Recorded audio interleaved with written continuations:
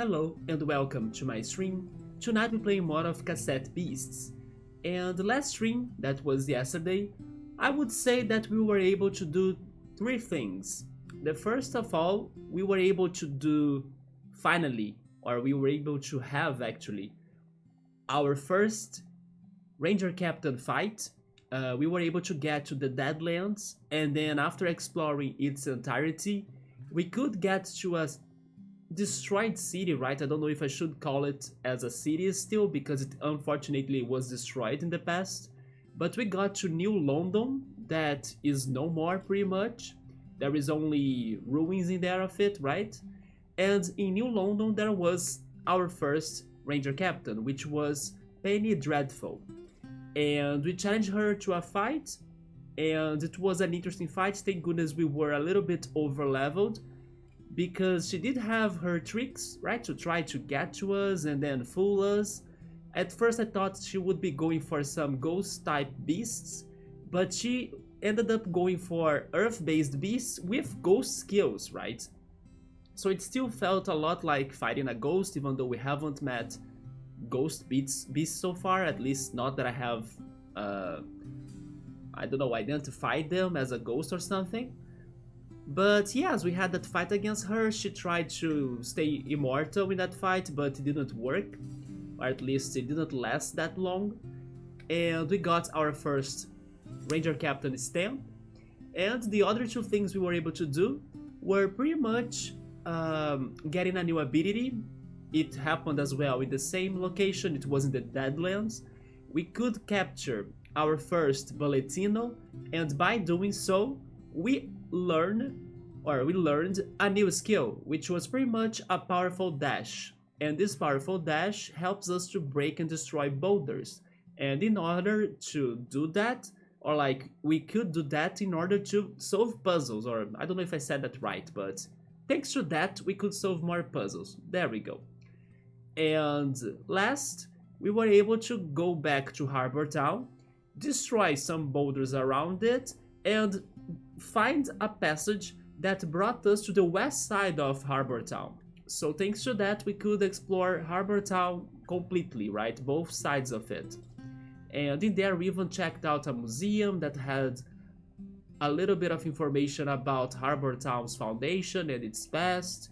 And thanks to that, I could come up with some other theories, because it started with like a shipwreck, and like the castaways got to this island, and then in here they found the monsters and everything. So this whole deal made me compare that one lore with the Bermuda Triangle lore in our real world, right?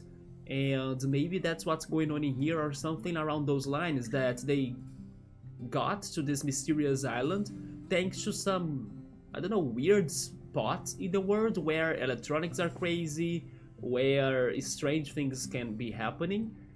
And then they got to this island, they got to New Wirral, but they can't leave it, right? Because it's so, I don't know what really happens, but it feels like it's a cursed place, right? Where it's easy to enter it, but it's hard to leave it. At least that's the new theory I came up for the plot of this game. So tonight, first of all, I'm planning to have a shorter stream than normal because I'm feeling tired, and like I have been streaming every day so far. So I should also have smaller or shorter streams, I think, because otherwise I will really get bad sleep afterwards. I feel like my sleep quality has decreased already. So I will try doing two things. I'll see if I can stream a little bit less each day or each time I come here to stream, or if I can start streaming sooner, right? That could also be helpful. So for the days that I have more free time, I will see if I can come up sooner and start everything in here sooner. But today, not only I'm feeling tired, but also tomorrow my dad is coming here. He's going to visit me, so it's also going to happen very early. So I can't go to bed very late, and then I hope that I'll be able to stay alright, or like sleep well, to get my dad to my home tomorrow. But in general, I actually think I should be having somewhat shorter streams, or at least changing the time that I started, at least when I can, of course, so we can still have a fair amount of hours in here streaming, but also I can get back to some more regular sleep, because I have been sleeping like a good amount of time, but the problem is not the time I sleep. The problem is that the quality of my sleep has decreased because I'm waking up late now. And it would have been better if I were waking up earlier, right? Anyway, but I'm feeling a little bit tired, but I hope then I can still get to some things done in the game, and then I also don't feel more tired after stream. But there is that thing too, that tomorrow my dad is coming, so tomorrow I won't be streaming, by the way. Maybe I'm back on Tuesday or maybe on Wednesday. But yeah, I'm overall thinking about the time that I finish my streams, because I need to sleep better, right? Not really just sleeping more. It's not that the problem. It's just sleeping better, and I think that I will sleep better if I go to bed earlier, just like how I was before coming back here to stream again. But let's see how that goes then. Let's start the game. I even think that tonight I'm starting the stream a little bit earlier than normal, I hope. It could also have been even earlier than this if I didn't need to clean up my house so I can get my dad to my home tomorrow, right? So I had to organize everything in here tonight. Another reason why I'm feeling a little bit tired, but that's fine. Okay, in our team right now, I remember that we wanted to evolve Bomb Bomb. So tonight I'll keep on going with that plan, also because he's almost getting there to 5 stars. And then little by little, Hopskin is also getting there. He's at the half amount of experience to get the next star. So he's also close to do it. We also got Mechonis, the Wingloom, to our party, and he has been doing great so far. Beep is also somewhat getting to a 5th star, but I don't know if he's going to change again. So is our Rattle... wait, Masquerado, right? And then Decibel is far from, I don't know, any changes or possible changes that she could be having. Still no clue about how to bond more with my partners, both Caleb and also Eugene so far. Hopefully that can also be more cleared as we keep on going. And we did get some more information towards the Captain Rangers, or the Ranger Captains. At least some names, some locations. I believe they were all listed on our quest log right here. You see Captain Zed is in Autumn Hill.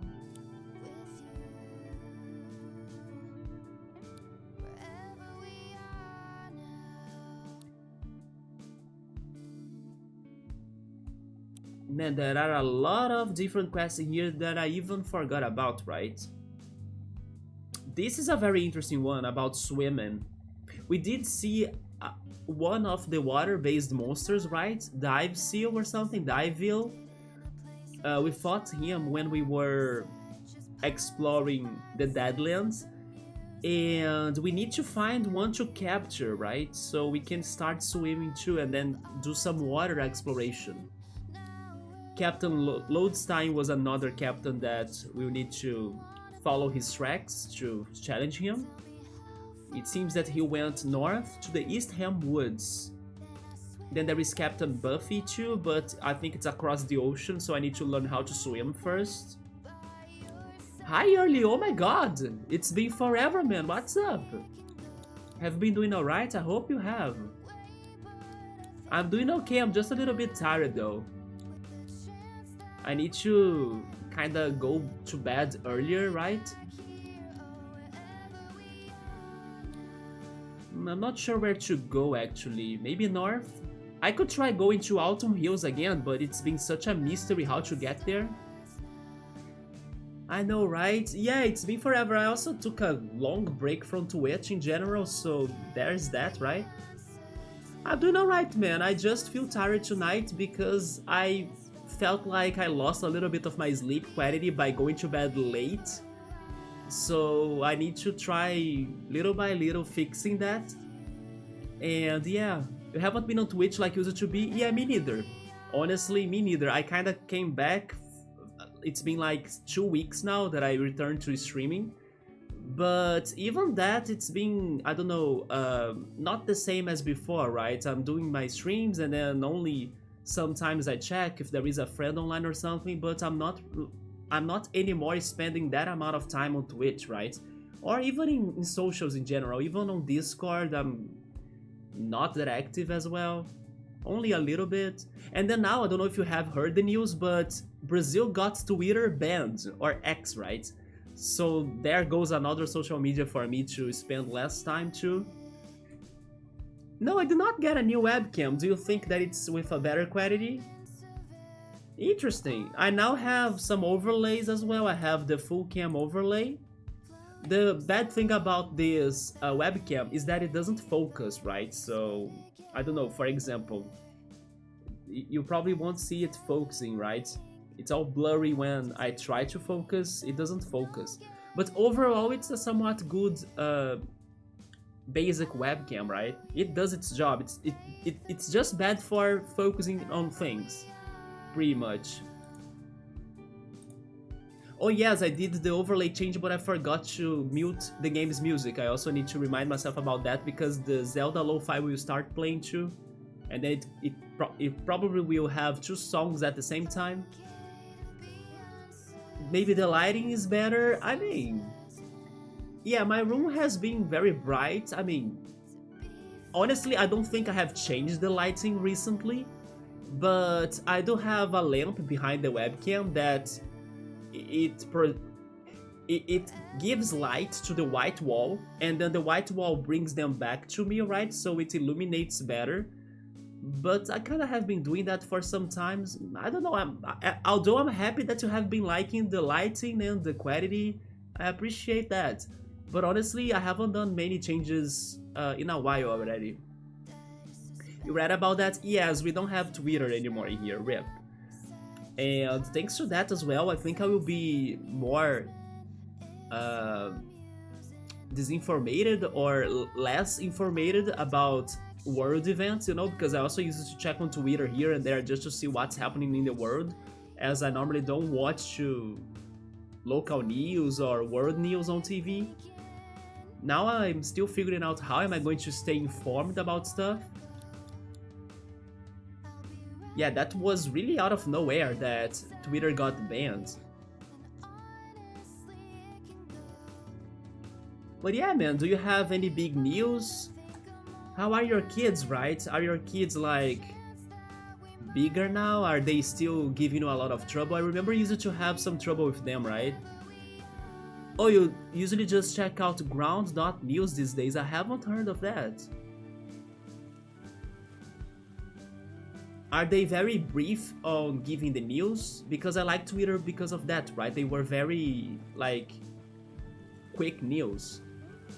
6 and 11, okay, so they could still be giving you some trouble, right? Honestly, I mean, I'm not a father or a dad, but maybe that sensation or feeling of, I don't know, maybe that work as a dad will never end, right? You will be always having some trouble with your kids or worrying about them. But of course there are cycles and phases, right? So ground.news is a news aggregate site, but they give summaries of stuff. I'll check that out later, yeah. Yeah, it's ever changing but never ending, right? Yeah, there is also that. But I do hope that everybody has been okay there. Are you still playing those rhythm games you liked? Man, have you played Hi-Fi Rush? Dude, I played Hi-Fi Rush before returning to streaming, which is kinda sad because it was not like a lot of time after I played it that I started streaming, so it was close that I could have been streaming that. But it was such a good rhythm game. Very, very good. Eventually, I hope I can play it on stream again, right? Also because there is a post-game in there that I haven't done. I really like that game. It has such a good vibe. it really feels like a, even like a movie, to be fair. When the credits played, I did feel like I finished watching a movie or like a very good story. Also because of the animations and the effects, the art, the visuals, everything was super good, the music too. You haven't tried it, I would highly recommend you trying it. I have heard when it was released like many compliments, like everybody going crazy for it, and that made me curious, of course, but I was wondering if they were overhyped or if I would really like it myself, what could make that game that special, you know? I was still not sure about the situation, and then once I played it myself, I was like, okay, now I understand why everybody only says fantastic things about this game, because it's a game that's not only fun, but it's like very creative and engaging. You know, you kind of play it and you kind of want to keep on going because you see not only the game's evolution and how it keeps on bringing new features for you to be testing out, but also your own evolution on the mechanics, because you might have some time to get used to the rhythm and the timings, right? But it gets to a moment in the game that it's even like hard to point it out, or like it may vary to person, of course, but it gets to a point where you don't even feel it anymore. Like you start getting the timings and doing the battles in an auto mode, sort of, and it's so great, right? Because it's like you start thinking too much about, oh, now I need to press this, now I need to react, now I need to defend, now I need to jump, now I need to, because at first that's what you do mostly in games, right? You are thinking what you need to do until eventually it becomes so natural that you stop thinking. It's just like, there is an enemy, let's fight, and then, you know, you start fighting like you are at the same time or timing as the enemies without thinking too hard what to do. Of course, sometimes, especially when there are big changes in the fight or surprises or something, you do think still, but what I'm trying to say is that it starts getting to you in a way that it feels natural. It feels like automatic even. You are just like watching the scenes and watching the enemies and then looking at the fight and doing everything under the timing without really thinking too hard on it. So it is very crazy how that evolution happens and how once you are not expecting, you are already engaged 100% into the mechanics of the game. So I really like it because of that, because you do start getting better, and it happens when you're not noticing that, and then suddenly you're like, oh shit, I did a fantastic battle and I was, you know, not suffering as much, or like not thinking that hard on it. So it's such a good game for that experience of realizing how you can get better on playing it or by playing it. So highly recommend, man. It's such a good mix of platforming. It has a little bit of puzzle too, but it's more action platforming and rhythm, right? It's also one of those games that even if you are a casual player, like even if you are not like specialist rhythm gamer, it will be great for both. Like it will have things that the pro player will love to try and then do the combos and get to the perfect rates and scores, you know. It will have all of that for whoever is addicted to rhythm games, but it will also be somewhat forgiving for the casual players. It won't be like too brutal or too hardcore on them too, right? But of course they won't get as many combos or the highest grades or something like that. So it has a very good balance too. I recently have started playing doubles play in Beatmania though. Doubles play? Doubles play? Do you mean with two people? Or do you mean that you have been trying with two sets of buttons? Is that how it goes? Since around Christmas? So probably you have been mastering that already, right? Oh, with two controllers? Damn! One hand at each one? Yeah, that's wild, man. 14 keys plus 2 turntables, oh my goodness. Wow. What's next for you? Are you also getting a D-pad on the floor and then going all crazy? Of course it's been a fun challenge, damn. So I'm guessing that Beatmania does have some sort of setup or settings that allow you to go with... No, never mind, you're just playing in two players mode, right? Although you are the two players yourself, isn't it what's happening? Because I was wondering if Beatmania could have like a settings in there or some settings in there that allows you to still play it one player but with 14 keys. Maybe it has, but I'm thinking you are actually going for two players, right? Oh, some songs do have specific charts for doubles play? I see. But then they are thinking it's definitely two people, not really just one, right? I don't know, but maybe the rhythm gaming universe knows how their players can become crazy and like intense into their games, so they might even give them this one possibility of like, oh, you wanna try it with more keys? Here we go, 14 keys at you. Single player mode, but 14 keys. They are made with one person in mind, so you see, so the developers are already thinking, oh yeah, they will want even more. They want more difficulty, so let me give it to them. Damn. That sounds so damn hard. I mean, I'm not sure, let's say... You said it's only a couple songs, right? It's not every song that you have the doubles play chart, right? How many could you get, I don't know, to the max score, or how many have you been like super great already? Or maybe the opposite, how many are still left for you to complete, like with a fantastic score or something? Oh, every song you have the set, okay. But what is funny is that people started playing doubles back in the early days before that was an intentional thing. I imagine they were doing it with like the two players pick, right? They set the game to be two players or for two players, but no, they were playing it themselves with two controllers. And then that information got to the developers, and then they started allowing people to do it even if it's a single player mode.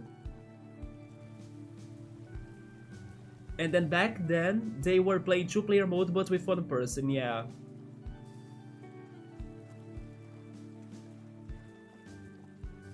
But I can only imagine it's being super hard.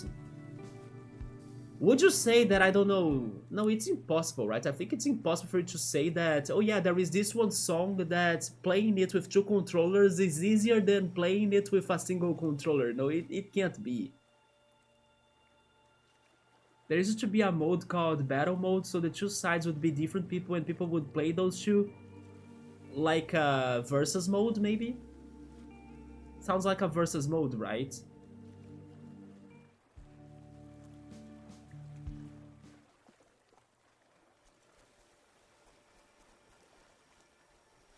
I started like exploring in here. I'm still not sure where to go, but I think I'll give another look in the Autumn Hill area to see if we, with our new ability, the dashing ability, we can break some stones and progress.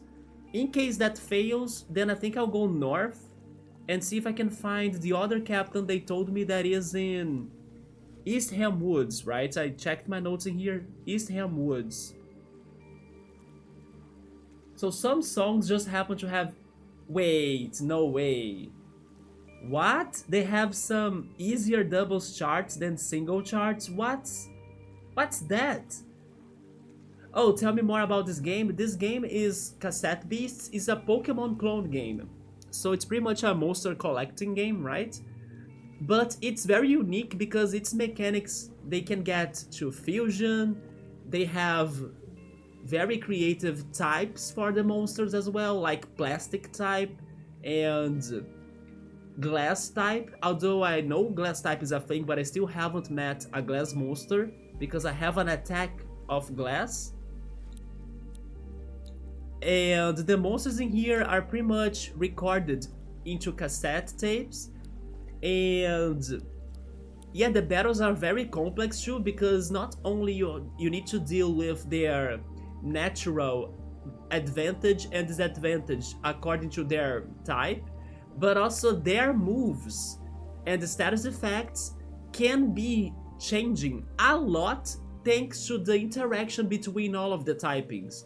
So it is very crazy how you can turn the table just by using a different attack that will have a very specific interaction with another type attack, and it creates some combos and crazy interactions during the fights. It's very complex. It's like a more detailed Pokemon battle, pretty much, and it's even hard to explain because there is so much going on, right? Since the game even brings tutorials every time during the fights when something new is happening. For example, in the last battle that I had yesterday, I was fighting a trainer that was a ranger captain. I believe it's this game's gym leader, right? And I was expecting she to show me some ghost beasts. But I still haven't seen any ghosts in the game, so I was very unsure on how to fight her. What happened in the end was that she only had earth beasts, but those beasts, they had ghost attacks. And it was my first time dealing with some ghost attacks, and there were some ghost status effects that turned the beast invincible. There was the ghostly effect or status effect that the monster that has that is invincible for the turns it lasts, and then once it's over, then the beast dies, right? But until it lasts, the beast is like invisible, invincible, nothing will hit it. And then, this is also a game about double battles, right? So the other monster that this one trainer had an ability to increase the turns that a status could be lasting. So I was like struggling because I was hoping for the one beast that turned to ghost could die already because I couldn't hit it, but the other monster was like supporting it, giving it more turns to stay as a ghost. So I had to deal with that challenge, for example. And it was all new to me because I still haven't met the ghost beast, right? I only know they are in here, somewhere. But this game has been very unique, man. I think it's also a first time that I'm playing this on stream, like a Pokemon-like game. The only Pokemon games I have played, they were not with the traditional formula, which were Pokemon Ranger. I don't know if you have tried that one, for the Nintendo DS. And also the Pokemon TCG game for the Game Boy Color. So this is the first time I bring a very close to Pokemon game in here. Oh yeah, this was the ability we learned last time. It's like a very strong and quick dash. And then I can break boulders. Also in the overworld, there are puzzles for us to be solving, right? I have two abilities so far. The one to glide like that. Oh, they got us. Yeah, the traffic crab right there, he's a plastic monster. And I'm also learning still their affinities. And I learned that plastic is weak against fire. And my dog in here is fire. So if I hurt him with fire, he's going to melt the plastic, and that will also turn him into a poison type. There is also that the monsters can swap their types depending on how the attacks interact, right? That's why I was saying it's such a complex game. So it has this one extra logic, a little bit even according to chemistry logic. For example, if I use wind on my fire monster, I will lower its attack because I'll be extinguishing the fire with wind, you know? There is some logic like that in here. The thing is that they are too weak as they are early enemies, so I can't really show all of that in details to you right now because I can insta-kill them, right? But yeah, this game has a lot of side logics. Right now I'm trying to evolve my dog. He needs to get to 5 stars, he's at 4 stars right now. He's almost evolving. And also there is a mechanic in here that you can fuse anything. Yes. You see that I have a girl with me, she's my partner right now, she's Caleb. And I still don't know how to bond more with her, to be honest. That's another mechanic in the game that I need to figure out as I keep on going. But we were like with one heart down there, you see it? With that one heart, at least the game has been allowing me to fuse with her. So there is a fusion meter up there, right there, that once it's complete, I can fuse two monsters. It can be pretty much anything.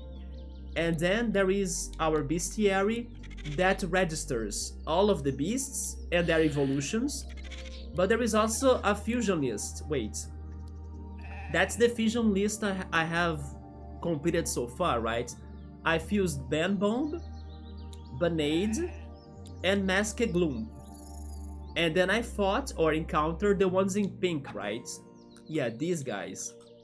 So this game is also crazy because anything can fuse with anything. So the possibilities in here are too many, right?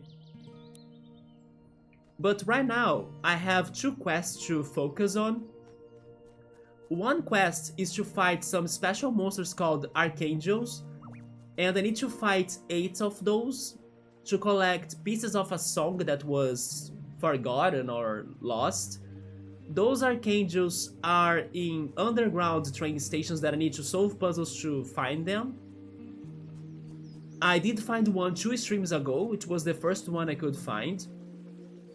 And also I need to find 12 Ranger Captains. The Ranger Captains are the people that protect the cities, right, against the monsters.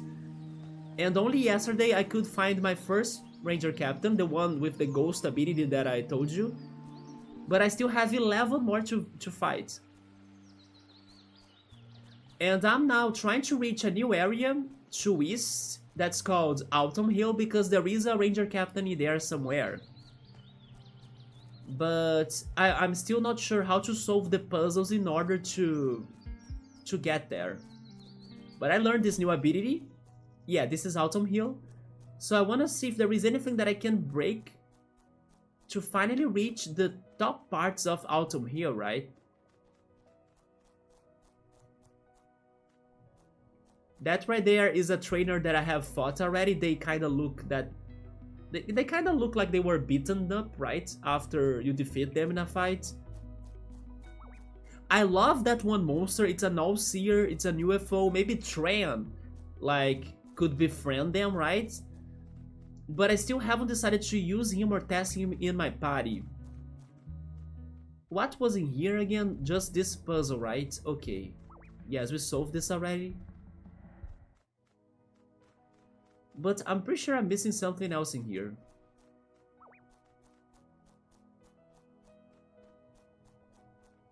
Yeah, there is that one crate right there that's locked.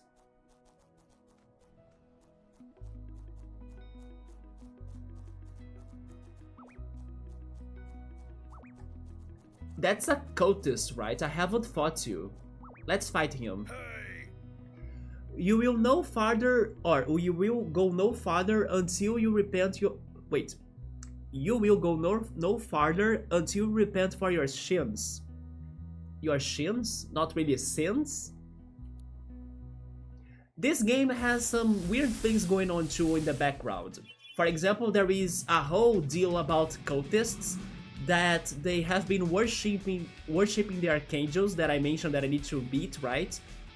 I need to beat 8 of those archangels, but there are people that worship them, and they are these cultists. And also there are some other people that I think that are this game's evil team, just like Team Rocket is the evil team of Pokemon, that are the Landkeepers Association. And this is an island that we still don't know much about it, but it's an island that things are very peaceful for most part, and also it's an island that does things in a very, let's say, traditional way, without some things that could be corrupting the good in this island. For example, these Landkeepers Association people, they have been trying to implement their beliefs about capitalism and also currencies in this island. They want to turn this island into a business place, while it's something more traditional and more simple than that, where people do some simple trades to get what they want, or, you know, people are more, I don't know, they have simple lives. So we also need to deal with these people that want to bring like business hardcore in here, or even make everything more modern and more technological even. I'm not sure if I'm really explaining the idea of what they are trying to do, because even I need to understand that better. But basically they want to really change the culture that people in here already have into something more business-like. And not everyone in this island wants that change, and then we also have been trying to avoid that from happening. But then there are these cultists as well. I know they have been concentrating in this one city called Morningtown, but I still haven't got to it. So they have a Masquerado, it's a poison type. And then I have fire and wind, so I don't think there is any sort of advantage or disadvantage in this setting. So let's go for Inflame, a fire attack, and also just a Spit.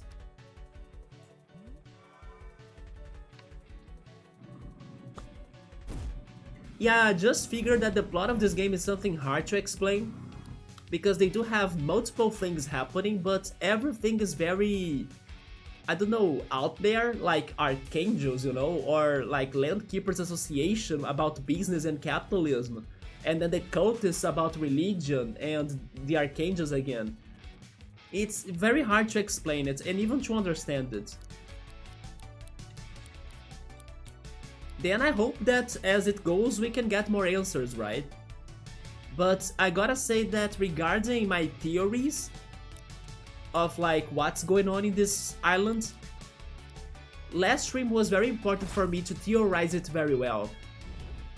Thanks to that one museum visit and the information that this whole colonization here is started with a shipwreck. And that made me connect. Oh my god! Wait, what? Is this the evolution of Masquerado?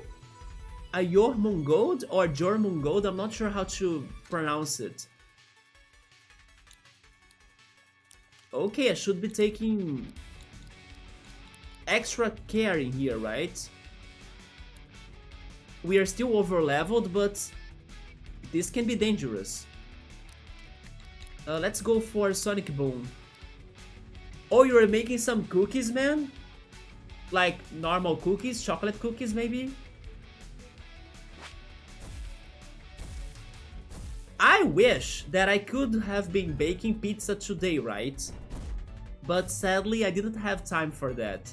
Because lots of people in here, they have been telling me that they were having pizza for dinner. So little by little they are making me crave it. But unfortunately I didn't have time to bake a pizza yet.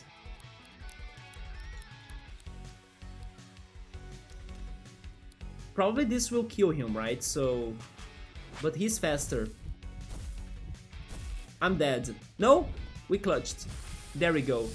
We killed it thanks to the burn. Yeah, it was the burn that killed him. Also, Pom Bomb got you...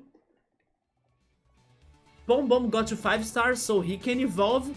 But what is that attack that he learned? Like, be random with like all sorts of crazy upper and lower cases? It's a miscellaneous attack, it's an astral attack as well. Oh yeah, there is the astral type in here, which is like a mix of psychic and dragon, I would say. It uses a random move that you have enough AP for. Oh! So this is the metronome, right? It's funny how I mentioned the metronome last stream, but this is the right one. Be random. Nice! And now he can evolve. Wait, it's meant to be repent for your sins? Yes, I was like... shins? I can't believe I had it wrong all this time. You did. You are not lost here in New Wirral, my children. You are simply waiting to find yourself. That's another message that makes me think about this place's theories. Is this some sort of a limbo? This way to Morningtown? Oh, yeah, that's the place where the cultists are concentrated, right? Also, there is a background between Morningtown and Caliph right there, our partner, because she said that she used to live in Morningtown, but as this cult started growing too much and changing things in there, and then she started disagreeing with them and their beliefs, she moved to Harbourtown, and she never really wanted to return to Morningtown, but now she knows that we need to do something about these cultists, right? So now she's kinda accepting that she needs to come back, and she also said that she will help us to get in, right? The cities, somehow. But it's funny how I now found this path to the Autumn Hills that I completely missed. Because I don't know how I could skip this, right? Before going there though, what else is going on in here to the left? This is the East Ham Woods. Okay, so we have a captain in here. I can't make that jump though. That's totally a puzzle down there. Maybe I'll need an ability for it. Then we have the ocean. More to north, I can't swim still. Let's try getting to Morningtown, but I wish I could evolve Bomb Bomb. I'll need a bonfire. Or go back to the coffee shop in Harbourtown if I want to evolve him, right? Oh no, this is a very bad angle for me to see things. So down here we have another beach. And also a cave of some sorts. Let's check this cave. Well, now I can destroy that. Oh! Oh my god. You know what this reminds me of? Zelda Majora's Mask. Yeah. And the Goron ability. Those that have played it will know what I'm talking about. That's for sure. Yeah, this is a lot like that. How am I getting to that? Why do I think I'll need to rotate this central platform? I can only go here, so let's go. Oh my god, it's a paradise of bulletinos. Yes, I'll need to rotate that, I see it. Bulletinos, don't hurt me, please. They got me. But they came with a Macabra. I can try capturing a Macabra now. Although Decibel is almost dying. So I should consider healing her. And then let me think too. We have a Beast, which is the Macabra, and Bulletino is Fire. Decibel has an advantage here against Fire. I have items, right? I think I will heal her. Yes. There we go. And then let's go for... I will use a narrow wall on myself. Bulletino has been buffing up. Wait, it goes to both because of the multi... how is it called again? I forgot the name of the status effect, but it kinda doubles the effect of my moves, right? I forgot about that. I have beast attacks and also fire attacks. Yeah, first of all, I need to get rid of Bulletino for sure. So I think I'll go for Zoomies.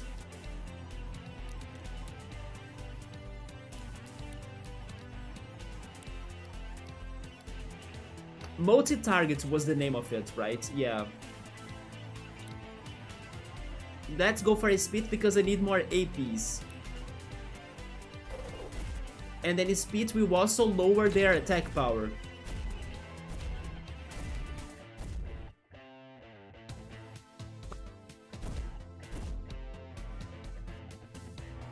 Now he's going to self-destruct. Just like a Voltorb. And now I can try getting Macabre, right? We were protected by the air wall. Let's see. Record. And then let's go for Hurricane. Yes, Hurricane. The air wall will protect me, so this might help me to capture him. Plus the Hurricane can kill it. Yes. 100% perfect. Oh, Desperation, but the air wall will protect me, no matter what. Let's go. Finally we got him.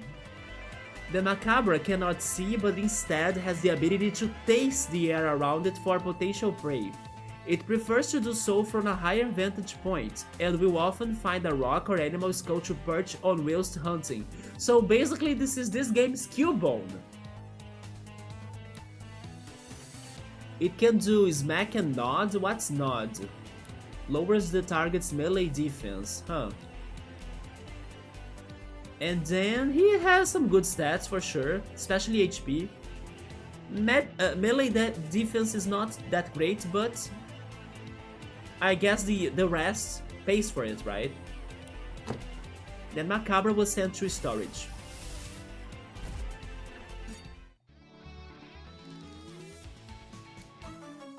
We got some materials, always good to have those. And then quest updated, on the hunt, you have recorded Macabre, a fanged creature personal skull. Oh, that was the one? I could swear it was a freaking Pondad. I mean, that now makes a lot of sense, right? A fanged creature personal skull. Yeah, Pondad's not a fanged creature maybe, or like that's personal skull. He's a skull himself, right? That's why I made the confusion. Then return to High Lake to show him, okay. Then how am I returning there now? I think I'll need to avoid the Bulletinos again. Can I lure them? Look at me. Yes. There we go. Now you too. Yes. Perfect. And then from here I can try flying back there, right?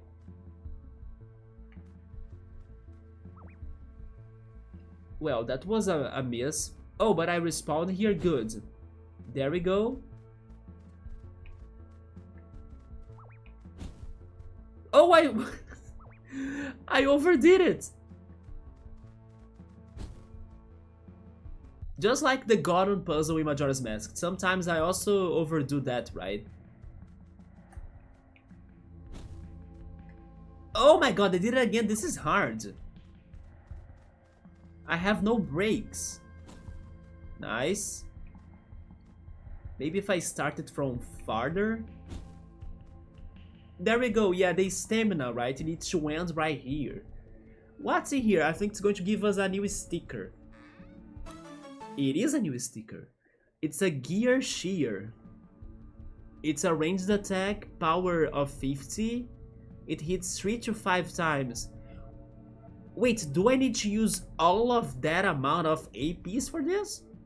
It hits one target multiple times with reduced priority compared with other moves, plus 5% of damage per empty slot. You know what? I just think I understood something now. When they say that it's plus 5% of damage per empty slot, at first, or so far in this playthrough, I have been thinking that by empty slot they meant... No, never mind, maybe I'm just thinking that right now, right? But anyway, I was making something wrong on my mind about this, because I was right now, for example, thinking that empty slot was for the monsters. Like, instead of having 6 monsters in my party, I would be having 5 or less, right? But no, they are talking about the stickers, right? And then the empty slots of the stickers, which makes way more sense, actually. I see, so if I leave, like, a monster with just this attack, it's going to be very powerful. But the problem is the amount of APs it requires to be used, which is pretty much 10. So, even though it's a very good attack, getting to 10 APs, unless there is like an easier way to do so, I don't think it is that good for us right now.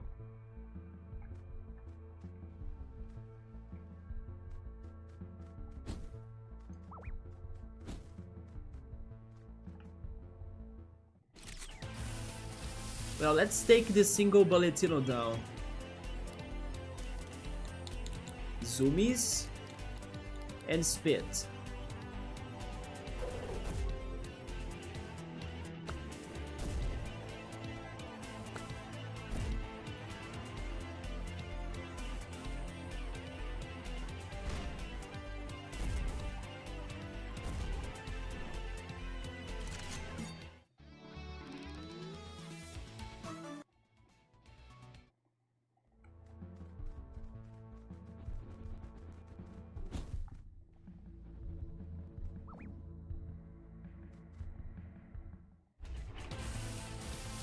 Oh!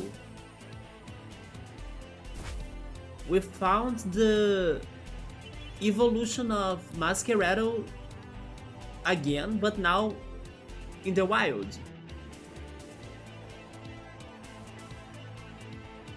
I mean, we can try capturing it, right? Although, how is Masquerado? Yeah, Masquerado is almost evolving too, so you know what? No, we can evolve our own. Let's see. Speaking of which, maybe I should switch.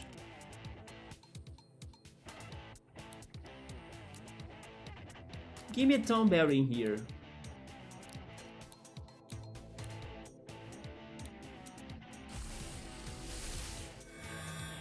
Hypnotize, it missed, thank goodness.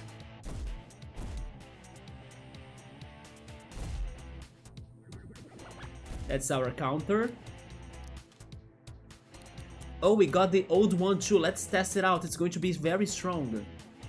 I think they will die to that.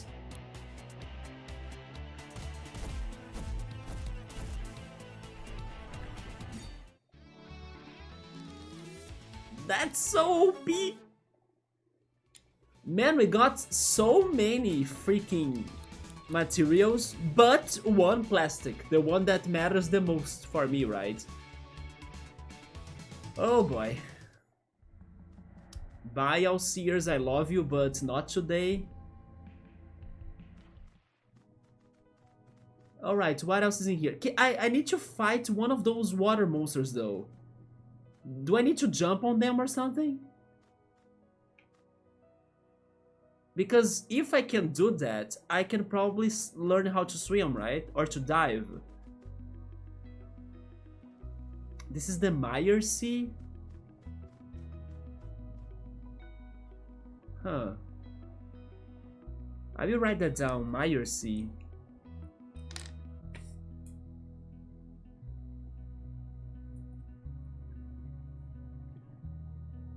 Let me also drink some water.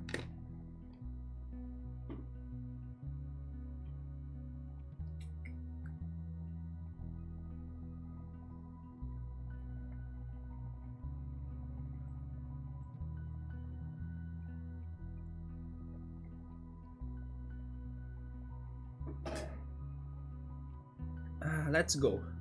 Yeah, I don't know how to get them. Maybe I need to be faster. Because they kinda run away, right? Oh, that's a battle. Getting to Morningtown will not be that simple, it seems. But you know what? Hopefully once we get there, we can either find a bonfire or somewhere to heal, a coffee shop maybe. So I will have the battle, that's okay. Let's fight more cultists. Our faith can move mountains. Cooper. 1720.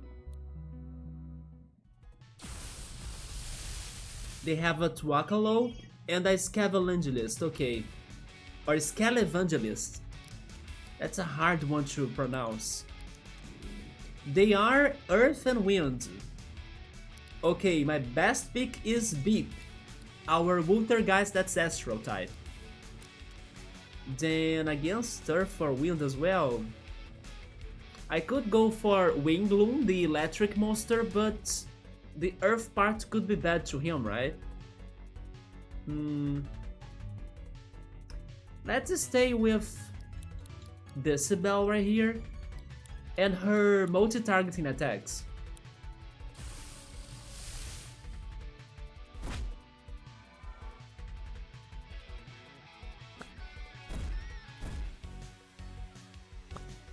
Yeah, that's going to boost us because we have that ability. As we are Astro type, we have resistance to the Avatar.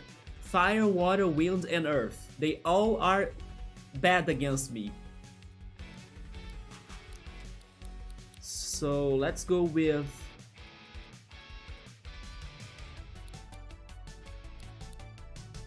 Multi Smack and Astro type. Let's go with that. That's going to be very, very strong. And then Sonic Boom on both of them, yes.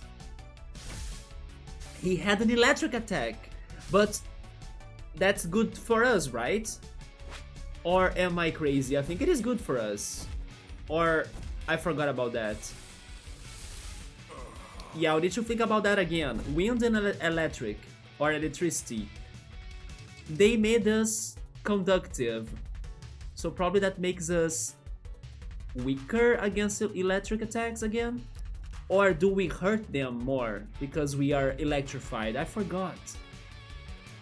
I have the feeling that actually we are weak against electric. Yeah, because we conduct it, right? Yeah, we are probably weak against that. Hi Piero, what's up, man? I'm doing alright, I'm just a little bit tired, but I will probably just have, I don't know, a shorter stream than normal. But after like this first hour of streaming tonight, I'm already feeling a little bit better.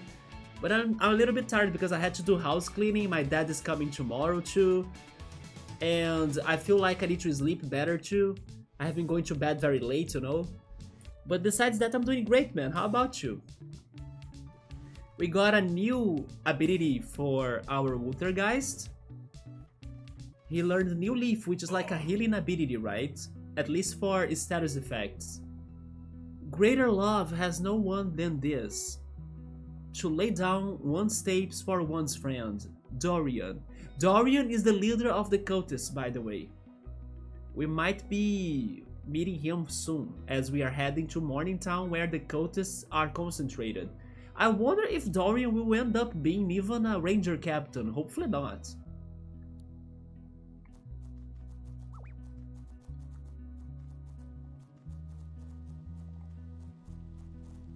Oh, that's a Storm Raid battle? Of course I will skip it for now. That's another cultist. How's my health now? I think we can take another cultist. You're doing good, nice man. You made some codes today. What have you been programming? Is it for another game? For a climbing spider? And it is coming along nicely. Do you mean a robotic spider? Or is it in a game or in a software? Because I just thought about a physical spider actually. Made of maybe Lego pieces or something. Oh, and an in-game spider, there we go. Have I told you about this one game that I played as a kid in the school? That they use it to teach the kids, right? About not only math and especially geometry, but it was a very basic game, right? That you had to input commands on it. Simple commands. So this one turtle that had a pencil on its body pretty much could move on screen and draw the geometric figures. Yeah, I remember playing that as a kid at school, right? As a way to introduce not only geometry, like I said, to the kids, but also programming and computers. Man, it's been a while, it's been forever because I'm older than maybe what it looks like. But that software, it is very cute, right? And then you could change the color of the pencil that the turtle would be holding to like make it more colorful and stuff. I think the software was called Logo. Let me confirm that. Logo math software for kids or something.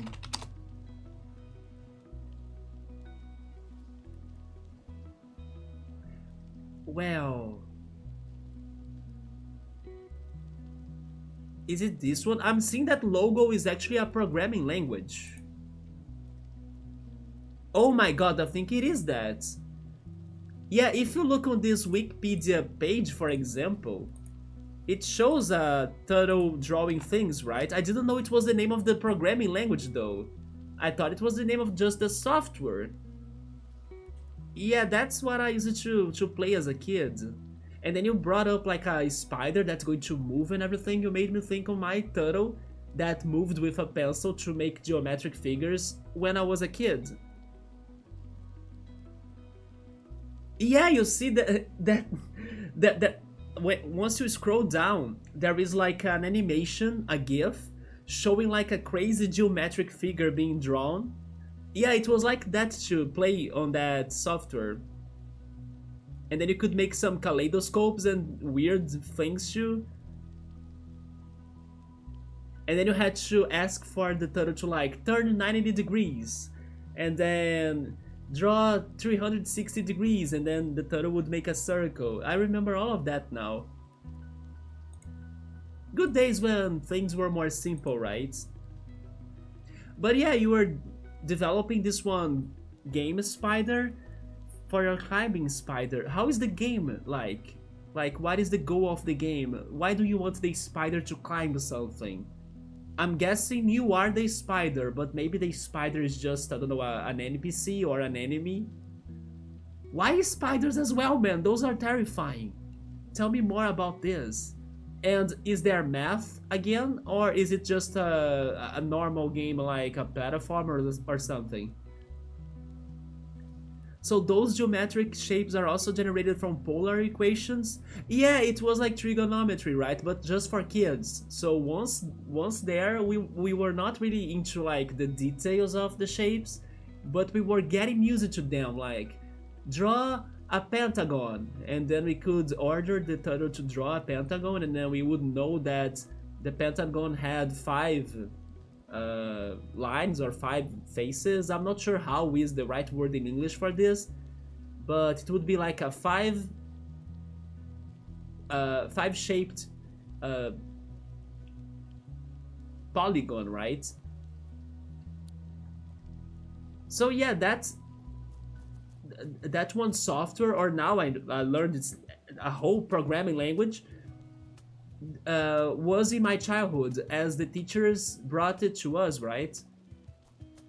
Hopefully today they still do something around those lines for kids to be both more interested into geometry and also in softwares and computers, right? Although today, in these modern days, like kids get into computers by themselves even, right? So they don't even need the teachers to educate them on that anymore. But yeah, back in the day, like nobody had computers at home still, but the school could have their own computer lab, and then sometimes you could go there to use their internet as well, because internet wasn't that much available back in the day, especially thanks to how you had to give it a telephone connection that if you logged in the internet, then nobody could receive calls anymore at your home. I lived all of that back in the day. So the game that Piero has been working on has like a game world that is to defy expectations, because the spider has 4 legs, and many other surprising creatures will exist too with unnatural makeups. That sounds a little bit like a world where mutated creatures exist, like a spider with 4 legs, maybe a crab with 3 claws. You know, you made me think on something like that, some sort of mutated world. You made the game already as a prototype, and now you're making it again and better than before. Oh, I see. But is it still a math game or more like a platformer or something? Oh, okay, let's have this fight. Sorry about this. That's fine, you're going to give us some XP for sure. I'm just surprised that a random Tuakalope joined her, right? Like, it was not another trainer, it was pretty much a wild Tuakalope that joined the fight. But sure. So we have Earth and Wind.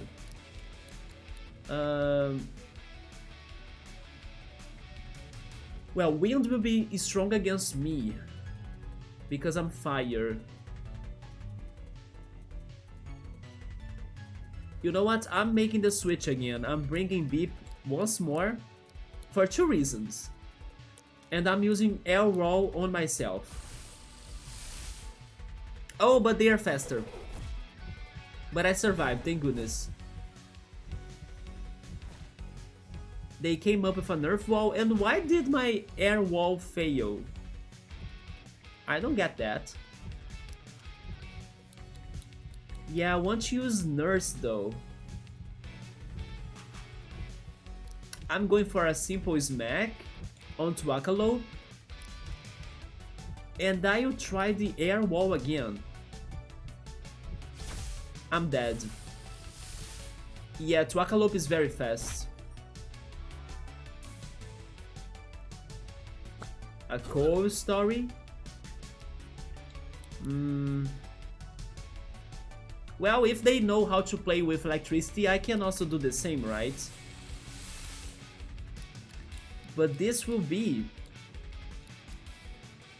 like the end of Tuakalope, I think. And I will go Lightning Bolt.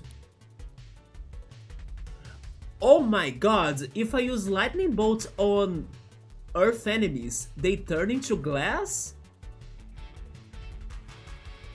Let's test that out. That's going to be the first time we fight somebody that's at glass type. Yeah, that's neutral. That's going to kill him for sure.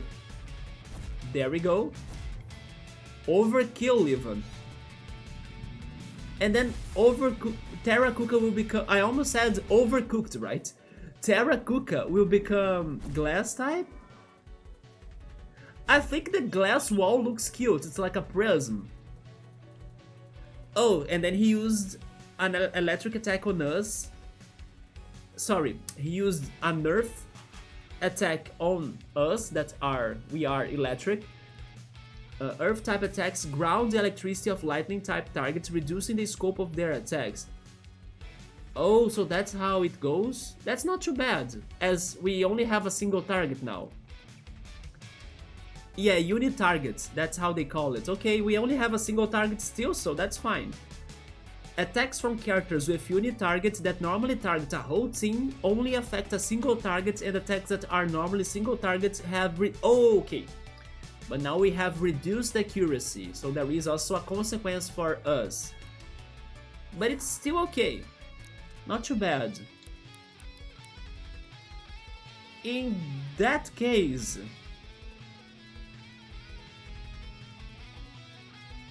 And now he has a glass wall? No, he doesn't have the glass wall anymore. Let's go multi-smack, that's probably going to hurt him a lot, if not kill him. And just do Zephyr. So this one is a story climbing game. There is no math this time. A story climbing game. Did you get your inspiration in something, Piero?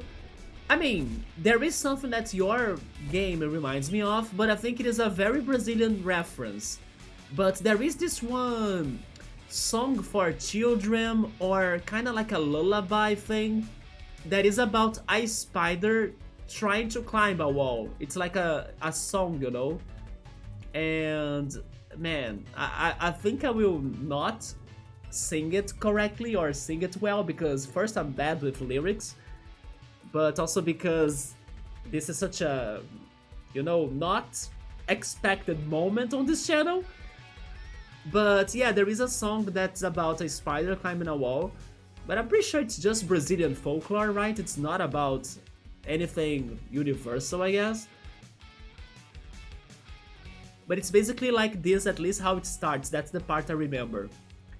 The spider lady climbing a wall, and then there came, I don't know, a cloudy rain that washed her back to the floor. It's something like that. I was trying to do some translation, right? And then the spider lady doesn't give up on climbing the wall, and then other things will happen to like make her climbing more difficult. I only remember the first one being the rain, right? Like a cloudy storm that washes her down back to earth. Yeah, there is this one children's song in Brazil that's about that. These creatures are so good, yes, right? And how there is interaction between the typing is super crazy, but also, I don't know, if you give this game to a kid, the kid could learn some chemistry, you know, in the details of this. You were making a game for a 2-week challenge and you decided to make it a full thing. Did you win the challenge? Were you able to win it? I have heard of those crazy, you know, fast-paced gaming developing challenges that there are out there. Like, oh, you only have 24 hours to come up with a game or something. Yeah, they have that in here too sometimes. Oh, there is an English version of that? Okay, so maybe it is something universal. The itsy bitsy spider climbs up the water spout. Down came the rain and washed the spider out. Yeah, there we go. Yeah, it's kind of like that, but in Portuguese, right? Yeah, it's something like that. But that wasn't your inspiration, right? Okay. No, but you think your game got to top 25... Wait, top 25%? Or something though? That's fine. That's great enough. Especially because you were able to complete, right? Or to deliver the project. I think that 2 weeks or even, I don't know, those 24-hour-long challenges, because those 24-hour-long challenges also have more people in the team, right? I'm thinking that you were developing it by your own, or did you get any help actually? Also, hi Subber, what's up, man? Subber, I just learned by Piero that that one children's song, probably you also have heard it as well, right? That Dona Aranha subiu pela parede. I just learned from Piero right there that Dona Aranha subiu pela parede is an universal song. Like, they have an English version of that too, isn't it great? By yourself? Yeah, so of course you require more time to do the games, right? But still, I did think you did great, man. And how close are you to now finish this new version? Also, by the way, do you release your games anywhere? Like, do you launch them on Steam or something? Or maybe on itch.io, right? Isn't that other one as well, that website that's very focused on indie games? Oh, actually you knew that, Subaru? I didn't know. Subaru saying that he knew that Dona Aranha subiu pela parede or Itsy Bitsy Spider wasn't just a Brazilian song. Interesting, I didn't know that. This new version will take him a long time, maybe some years even. Oh man, so he's really planning to make it big, right? Oh yeah, you did already release your math game on itch.io. There we go, that's the one that I can see most indie games going to be released, right? And then eventually some of them come to Steam or Epic Games. But itch.io sounds the most inviting place for you to release any games that you create or come up with.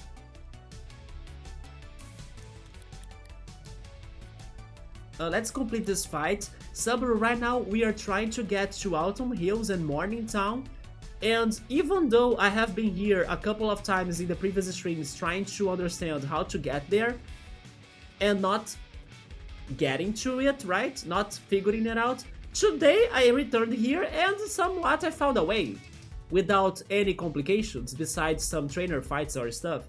So I was like, really? How did I miss all of that, you know?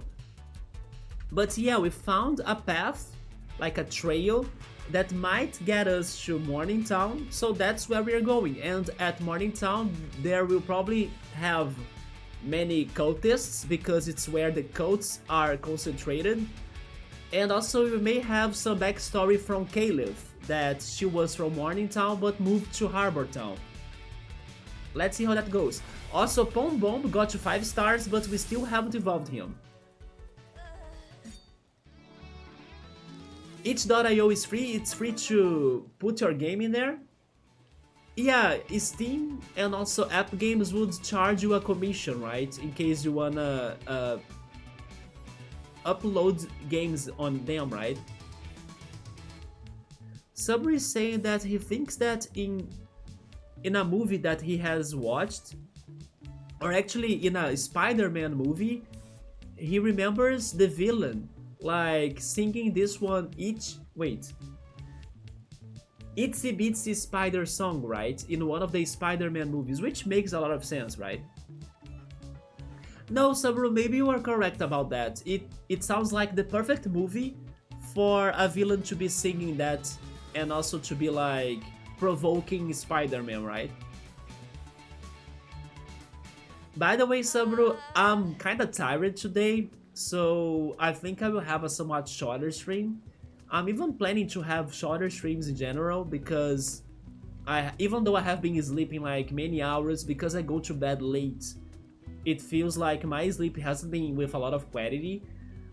So I'm between like starting streams sooner when I can, or trying to have shorter streams to see if I can get better sleep quality, right?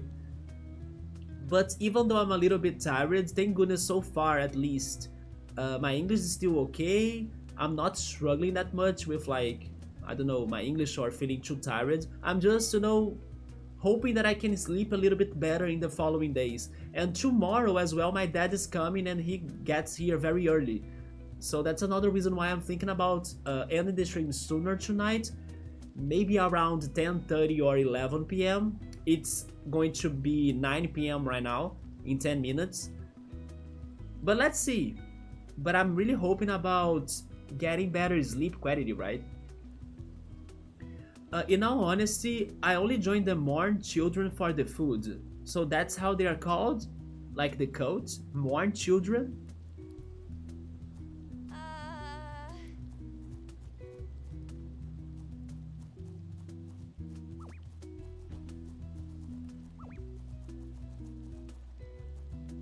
They have a lever here. Oh, I didn't see the snake though.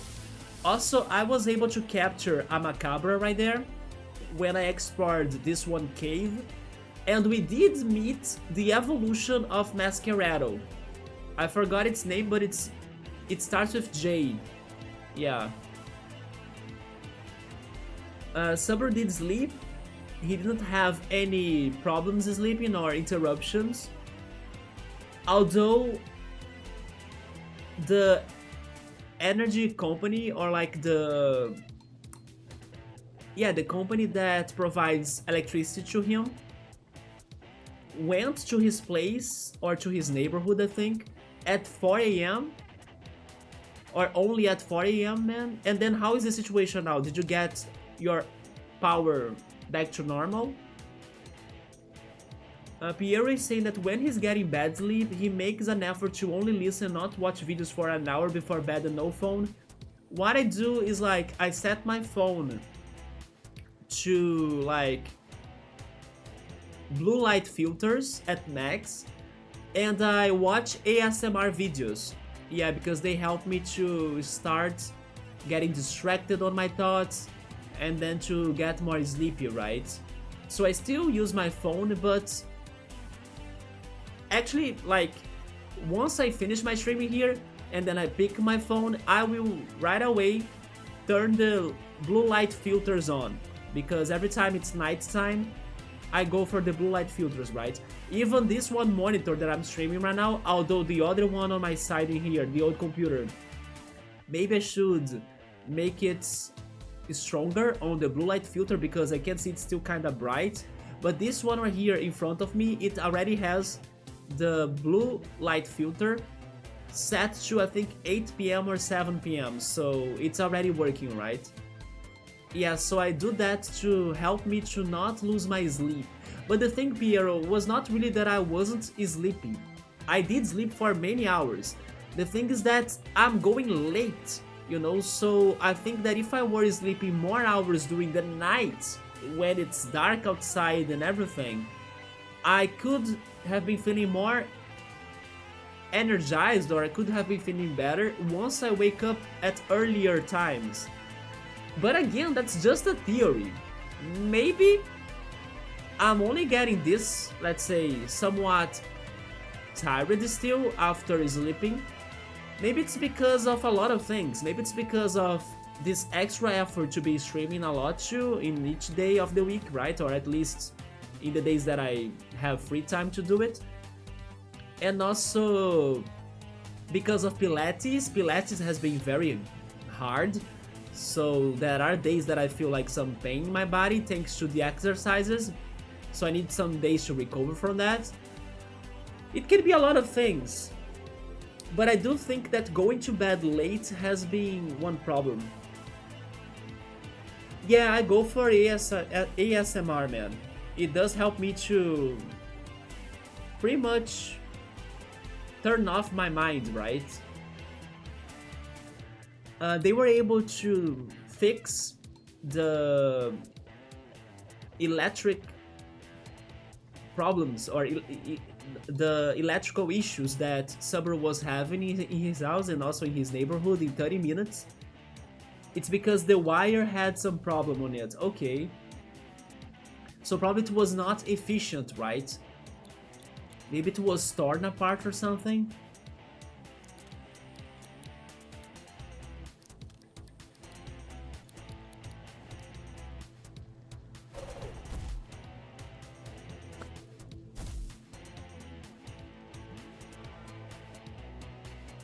It could also be because I have been also playing Pokemon Go sometimes and taking walks. For example, I went for a short walk today, but then maybe walking every day can also be making me extra tired.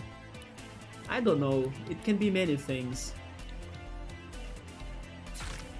But definitely tomorrow I will see if I can rest, especially because my dad will be here, so I won't be streaming. But overall, don't be surprised in case I start my streams a little bit sooner, when I can of course. Or in case I still like start streaming around the same hour as I have been in these days.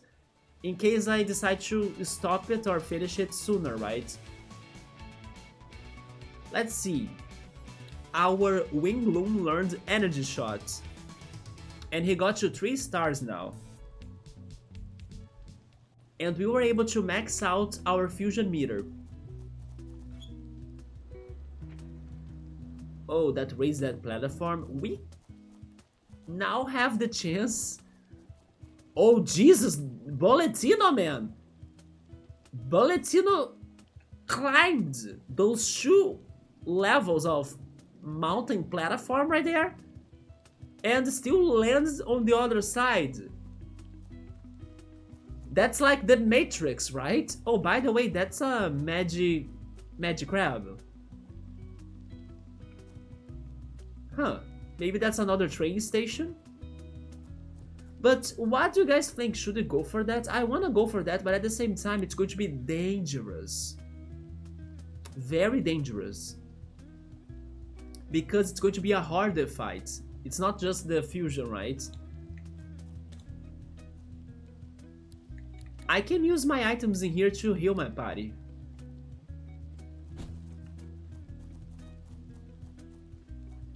Yeah, we gotta decide on this. What do you think? We can at least look at it, right? So, who's that? It's a Velocilope. It's the Tuacalope gang. The Tuacalopes are wind monsters. And then he's at level 26. How's my fusion bar? It's complete. We have that. I like his design a lot. I think Piero will like him too, right? Yeah, I like his design a lot. There is something about his wings being different color that makes it pleasant to look at it. Again, if you win, it's going to be a clutch. Because he's kinda high leveled. And we are going to beat or fight a lot of Tuacalopes before getting to him.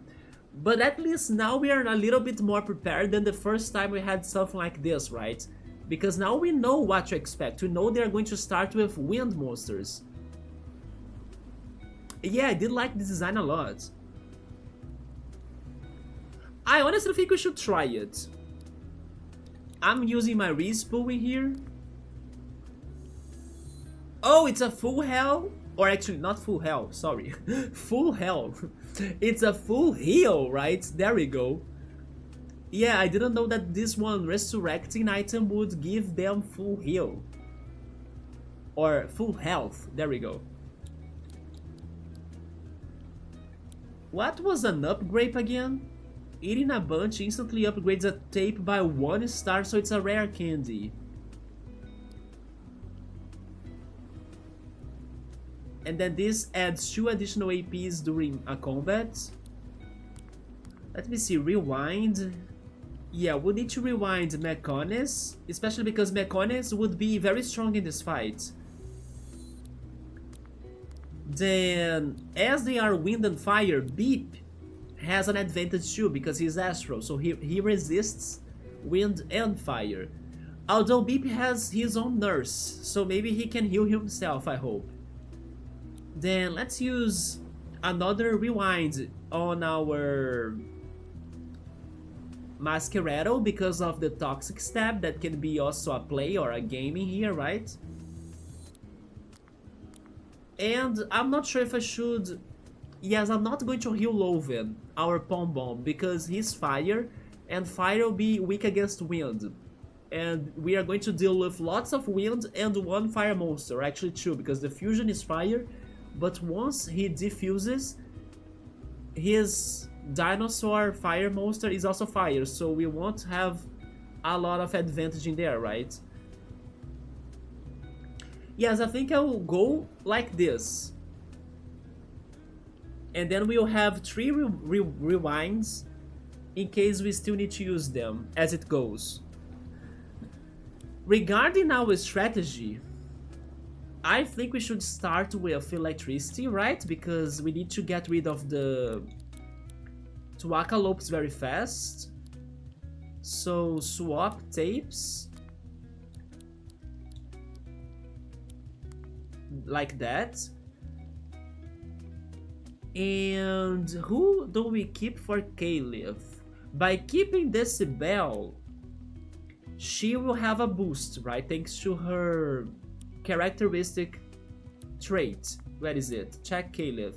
Yeah, the signature tape. You see, plus 10% to the stats of Decibel.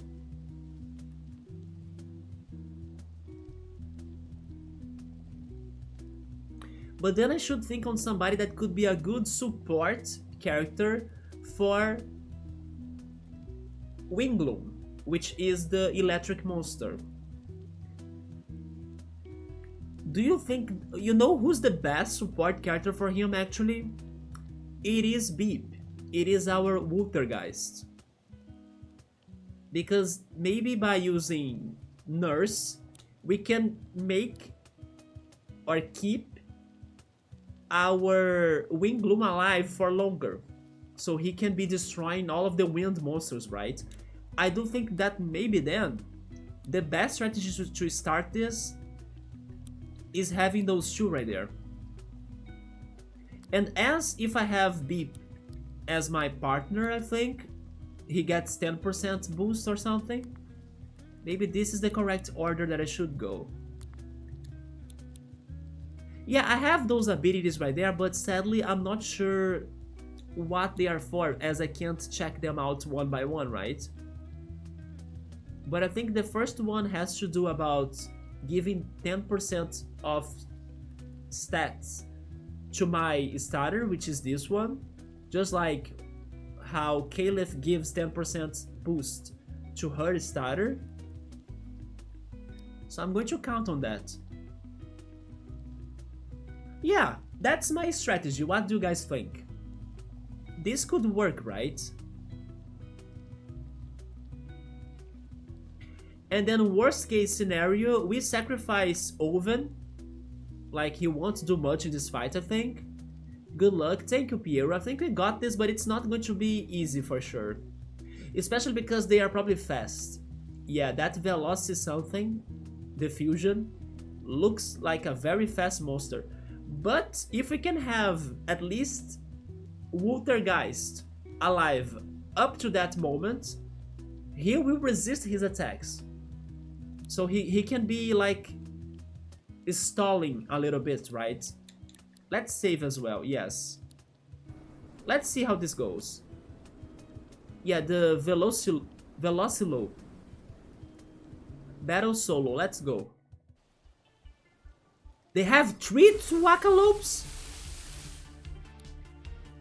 And then they will have 3 more afterwards, unless one of those cassette tapes right there mean that the last one will be the fusion. It could be just be the fusion, right? So it's like 5 Twackalopes and the fusion.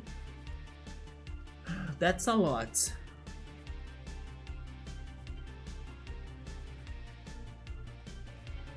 Speaking of fusion, we also can fuse. That's why Subaru asked us how was our fusion meter, right? But the thing about fusing is that I don't think we would be able to record by the end of the fight, and we still don't have the dinosaur monster, right? Actually, I also don't think we have the Twacalope either. I remember trying to capture him, but I gave up. Yeah. Although in this fight, in this condition, I would definitely give priority to capture the dinosaur, as I think he's more rare. So fusion or fusing, I'm not sure if that's the best for us, at least not for now. Okay, let's think in here. I want to give support, so I'll be going for nurse for most part of the time. So right now I'm starting with Smack, right? It's going to lower their AP recovery too. And on the other hand, we need Wingloom to be causing damage, but he needs lightning damage. So for now, I think I'll go for Smack too.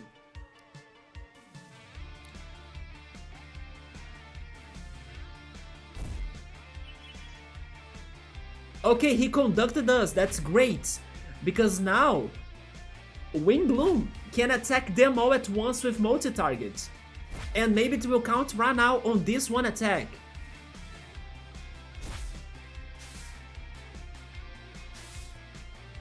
It did! Look at that! Oh my god, the conduction hurts them in... That's genius. That's genius.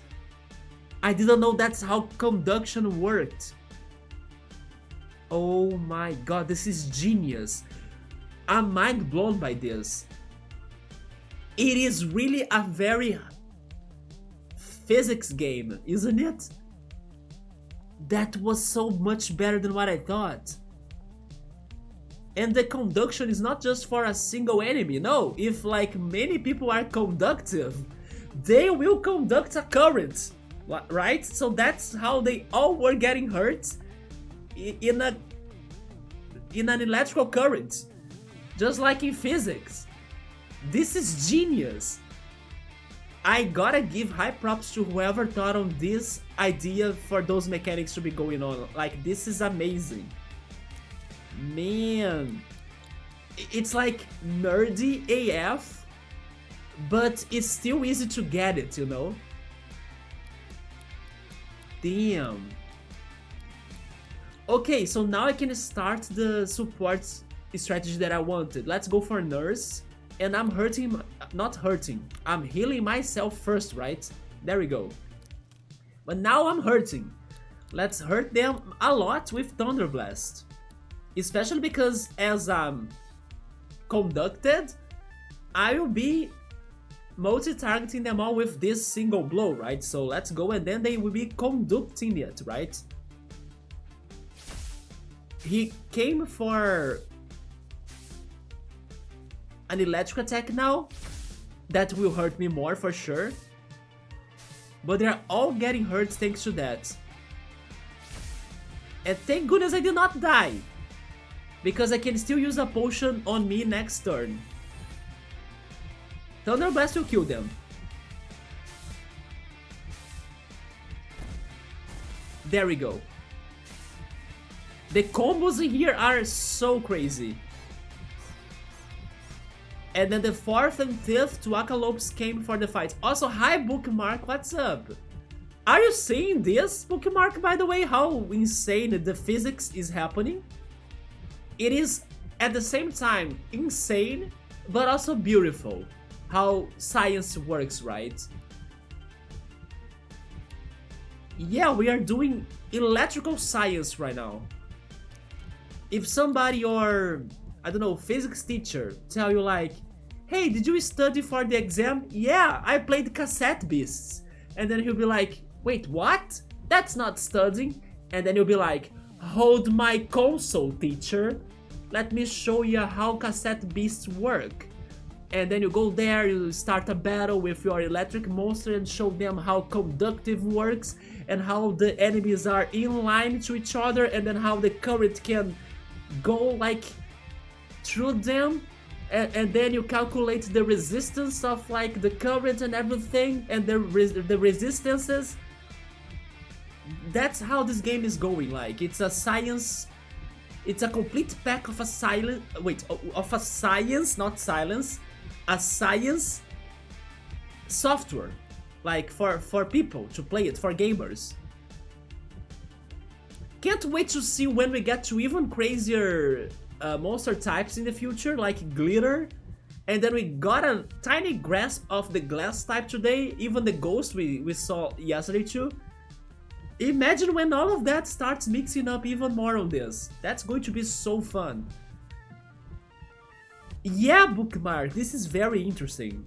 And we are learning the mechanics as we go. That's also very exciting. But now it's our turn again.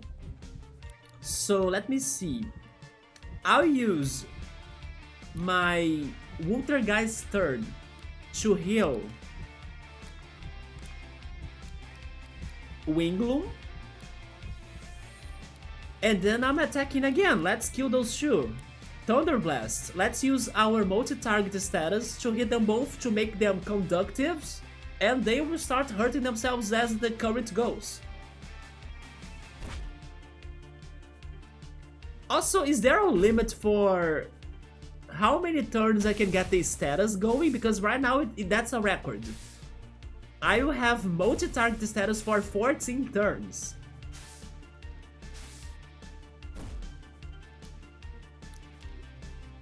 Okay, I will go for Smack now since everything is looking good. Actually, go for Smack on the other one, although I do think they will both die.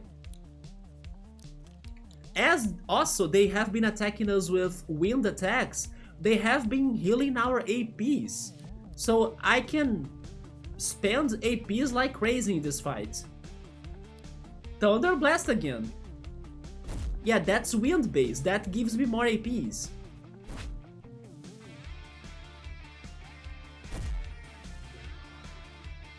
While I drain that APs. And then I was scared of this fight. Look at this. There is nothing like a little bit of strategizing. Now comes the fusion. Velocilope. If I'm going to capture them, I think now we can. We have good chances, right? We need both of them actually. You better start thinking about their names. Let's see. Now I have Nursing here. I'm going to keep it for... Oh yeah, now he has Fire, right? Yeah, Fire can hurt our electric monster.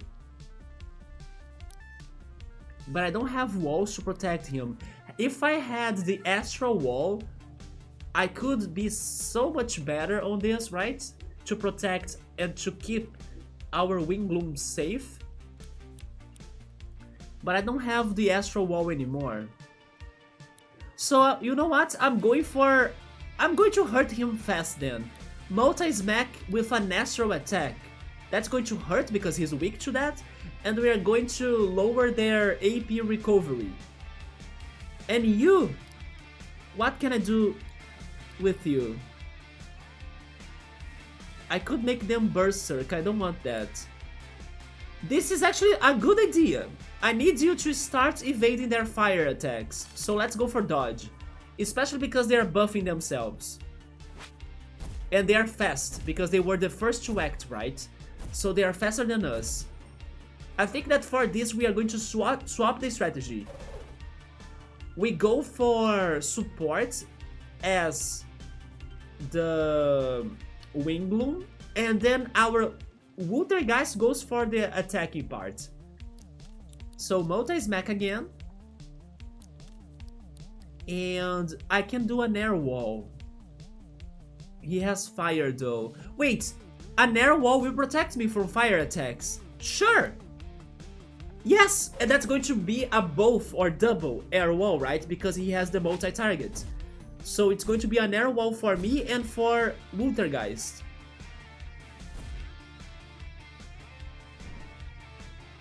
There we go!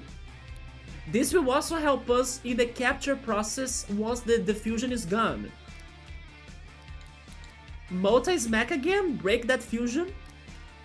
And I think I will actually keep on building up the air wall. I need it to be lasting. A corn mortar? What was that attack? That was very strong. Is that a grass attack? But now it's too late. He will defuse. There they are. And they are flinched.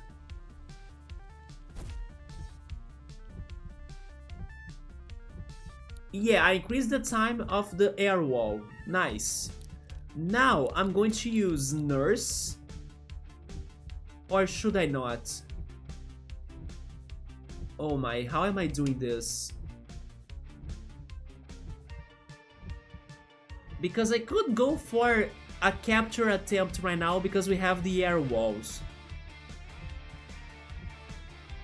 You know what? Let's go for that. Let's try it. We have some tapes, right? Yeah, use the tape. Who can I beat the fastest? I think Twakalope. Let's try Twakalope first. Because I can go for Lightning Bolt. Yes. Wait, but Lightning Bolt will actually hit them both. Yeah, Lightning Bolt will also hit the Veloci Rifle, right? Because I have multi-targets. Let me go back. Thunder Blast. I will risk it, but then I hope that Veloci Rifle won't die. Twakalope can die. Veloci Rifle no, right? He took it, good. 52%. We got it! Let's go! We got Twakalope. When a Twakalope matures to the age where it can defend itself, it makes a makeshift weapon from its environment. Their preference is for metal posts ripped right out of the ground, including the slab of earth where it was initially buried. We got him! Perfect! Okay, I asked you guys to think on a name for them. Give me the Twakalope name now. Yeah, let's go. That was smart, we got lucky, let's go! Now we need to get the Velociraptor or the Veloci Rifle, right? I need to get so used that it's rifle and not riffle, but every time I want to say that word it comes like riffle to me. Baphomet, that's a good one, it's kinda creepy, but that's a good name for him for sure. It is especially creepy because of Silent Hill, right? Because this demon was in Silent Hill once I watched the playthroughs of it.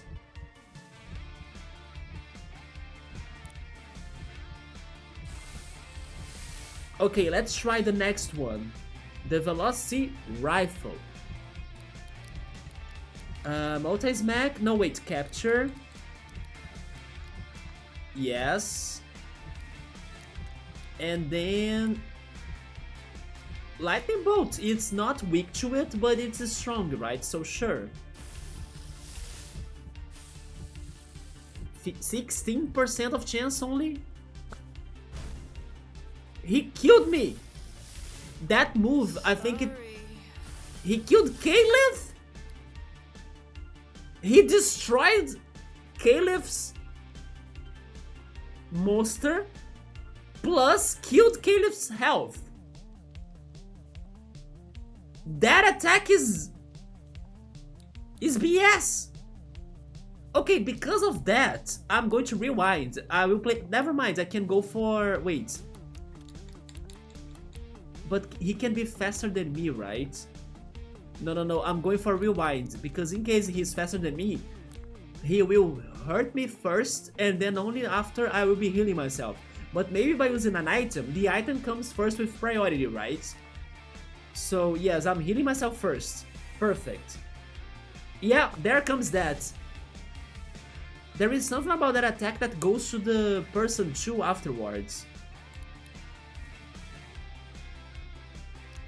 So how am I doing this with a single monster? Well, we need to weaken him more. But at the same time also heal ourselves. Although 80 damage I think it's too much. Let's go for Smack. Raise arms, he's getting buffed. Yeah. Thank goodness I went for that, right? Okay.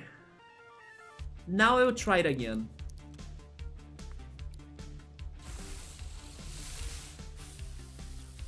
To 20%. He wasted their turns, but I didn't understand why the wind wall has ceased. Didn't I have more turns with that?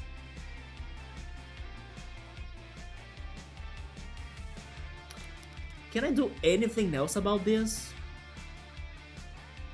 I think I can't.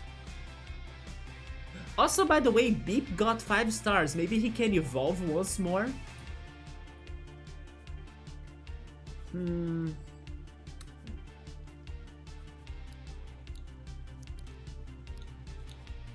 Fire attacks. Oh wait, maybe I can... Check tape.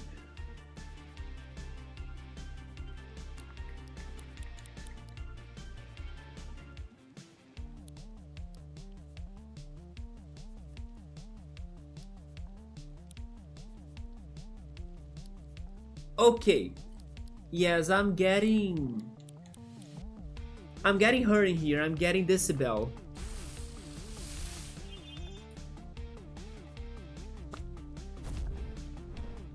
Because of that. Yes, I need a narrow wall to have a little bit of a better chance of capturing him.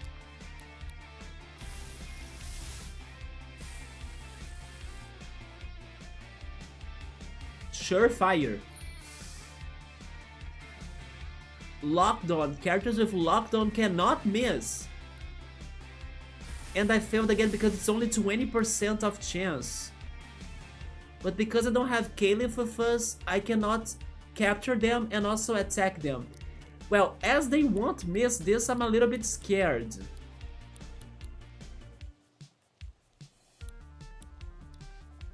So I will boost my air wall, I guess. Oh my god, they're buffing and... Oh, but they lost their lock-on, right? Okay.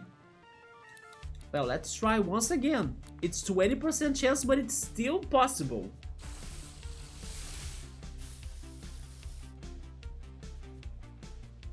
Focus.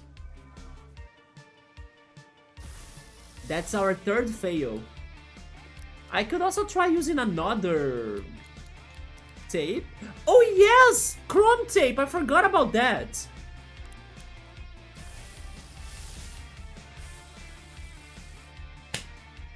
That's much better!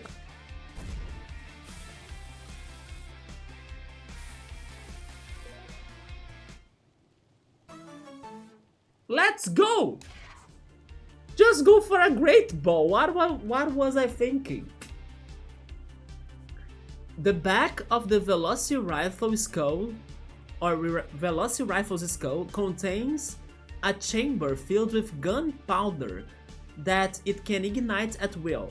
launching any projectile stored inside the barrel of its face. They have subsequently learned to have a very good aim. Yeah, he has so many great skills of fire, right? Spit rapid fire that hits 3 times, and it even gets priority. Look at that. Raise arms that buffs him. Ricochet. The user's ranged attacks have a 50% to chance to ignore opponent's wall, so that's what was happening. And then multi-shot. Hits one target multiple times. Up to 3 to 5 times, yeah. Alright, we need a name for him now. We need a name to our dino. Hi Mode, what's up man? I'm doing okay, just tired, but besides that I'm doing alright. We got a dino. We need a name for him. This Pokemon looks like the mini T-Rex Digimon. Do you mean Greymon? I can see that. He looks a little bit like Greymon. Yeah, we got him. We got everything on this fusion match. It was very good. It even taught us some strategies to go in the future. It reminded me that I have Chrome tapes as well that have better efficiency, right? So this fusion battle was fantastic. I'm glad that we didn't skip it. Should we go for Greymon? I think Greymon would be a good name for this, right? Let's go for Saber wanted blue, but he is actually orange. Wait, why did you want like a blue name for him? Like, what was your reference in there? Greymon was a good one. There we go. But who was blue? Yeah, he's the Velocity Rifle. It gonna become a Raptor Chameleon? Have we seen his evolution? I think not. What I did see today was the evolution of Masquerado. Yeah, you guys will see it eventually. Actually, our Masquerado is almost evolving. Oh, the fight is not over, but... Hurricane! Overkill him!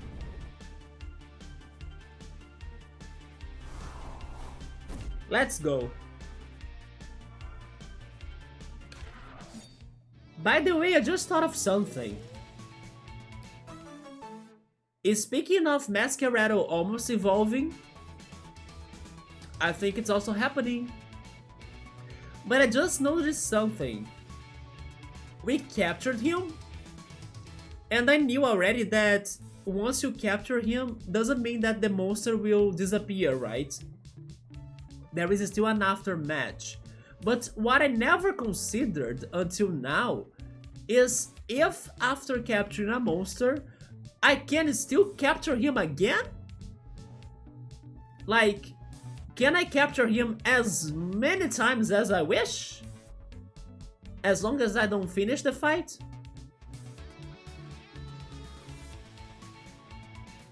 I'm actually thinking I could if I wanted. Oh, Blue was a dino from the Jurassic world? Was he a T-Rex? Or maybe Trainer Blue, right? Or Gary. You bought a dinosaur tooth? Are you serious, Mode? No, I never heard of that. You have some Spinosaurus tooth chain? Seriously? Are you very a big fan of dinos? Or very fond of dinos? Yes, Mangueira sounds so Brazilian because it is Brazilian. So, we had Carniviper as the first stage, right? Carniviper was a Carnival Viper. Carnival is huge in Brazil. So, at the time that I wanted to name it, I thought of a big Samba school name for Carniviper. And not only one of the biggest Samba school names in here, but also one of my favorites is Mangueira. And also it kind of fits him because he has a lot of... I mean, maybe not now, but before as Carniviper, I think they had a little bit more of green and pink colors. Now you have still the pink, right? But Mangueira's Samba school colors are pink and green. So it even fits in that, right? Some say that it sounds a little bit like scan in some Digimon games. You mean the capturing processing here, right? I see, so in other Digimon games, maybe you can get those Digimon by scanning them. I see, I see. Recap to get the nature. You want a docile seal, sir? I will get the seal. It's going to be... actually docile, right? Not docile. Docile, the pronunciation, I think. But the seal is Divio in this game, and I must get him, otherwise I won't progress. I think it's a must catch. Yeah, it's a Divio. Kinda, you felt weird to have a 90 million year old tooth. It was indeed an original tooth chew mode. An apex predator carnivore for a long time. And it is weird to have. I don't know why, I just wanted the tooth onto the next weird hobby. I mean, it's very cool that you were able to get such a rarity, right? You have a real life fossil. Be careful when they finally learn how to resurrect them like in a Jurassic Park movie, right? Then you be careful about that. It's cheap because they shed teeth like sharks and it's in bulk, but the 10 to 20 mil being apex predator is weird. So you said that you have it like a... yeah, as a pendant, right? There are many video game characters that have some tooth or teeth actually as a pendant, right? I just think you are the first person in real life that I meet that tells me that has one like in real life. Besides that, I have only heard of like teeth as pendants, either in video games or in movies. Or in animes as well. Yeah, Divio is the one we gotta find. The tooth is put together with super glue.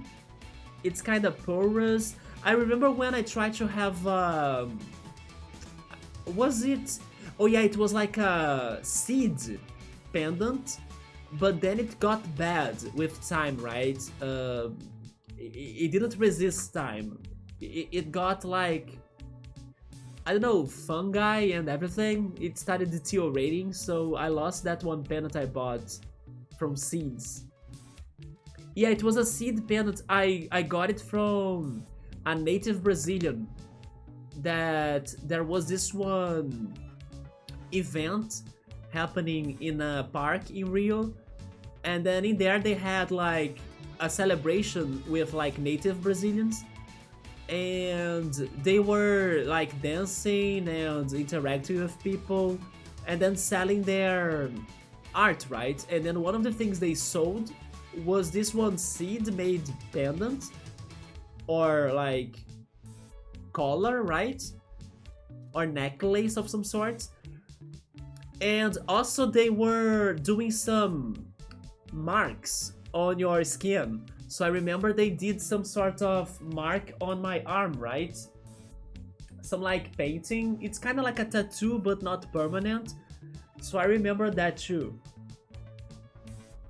Yeah, they were having an art event with the native Brazilians. Yes, with an indigenous art, yes. But then sadly the seeds got bad with time. Yeah, it is one of those moments that you kinda, I don't know, feel differently, right? You pretty much disconnect from your culture and then you get yourself immersed into somebody else's culture. I remember feeling very great that day. Like, it does give you a different energy, a different vibe, you know, having that one thing painted on your arm and then also the seed pendant. It is a different vibe. And I actually got sad once the seed collar or necklace or pendant got bad. Always keep stuff like that in the back of your mind. That's for sure. I still have the memories at least. Yes, I still remember that day. Okay, so we won the fight, we got the fuse material, and we learned sharp edges. It's a melee attack. Automatically? automatically hits one opponent that they start with battle. There is no cheat talk, right? It's like, BAM! That's OP. Preemptive strike. There we go. Well, there is the magic crab in there, I gotta remind myself of that. But yeah, that wasn't bad, right guys? I was so worried about losing that fight.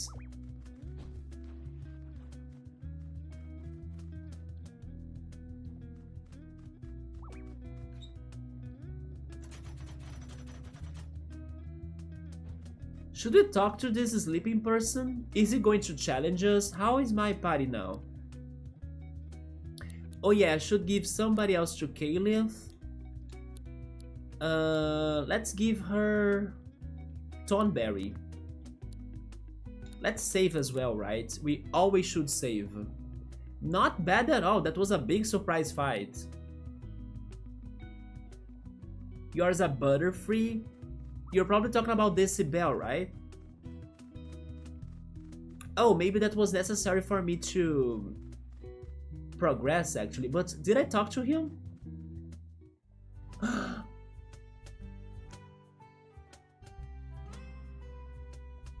I'm actually very glad I talked to him. Hello, Ranger Captain Zed. What is that? Sleeping? No, not at all. I was meditating. I'm Zed, by the way. That said, it's getting real difficult to meditate around these parts. What with all these Boletinos zooming around? Any chance you could sort that out for me? We got a new quest by Zed, Scattershot. Zed on Autumn Hill has asked me to make the surrounding area a bit quieter by defeating 5 Boletinos. Boletinos can be most easily found on Autumn Hill. It's getting real difficult, so go please defeat the Boletinos for me. Sure, let's send the kids, right, to get shot, basically. What a lesson from this one amazing Ranger Captain that should be protecting the population instead of meditating and sleeping, god damn it! No, go there kids, get shot in my place, sure. Get shot not only once, by the way, 5 times! 5 shots! Okay. Look who's back here. And then I was thinking he was rare. Anyway. Let's do this. They are both fire, right? So wind is good. Let's go for wind. But I don't have wind with my boy Hopskin, so let's go for a flinch attempt on the Boletino. Yeah, the sheriff gave us that quest of fighting 5 Boletinos, which was supposed to be his job. Zephyr again, and then Bite.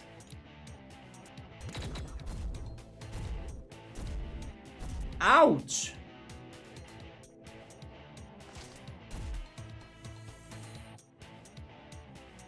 Kipow!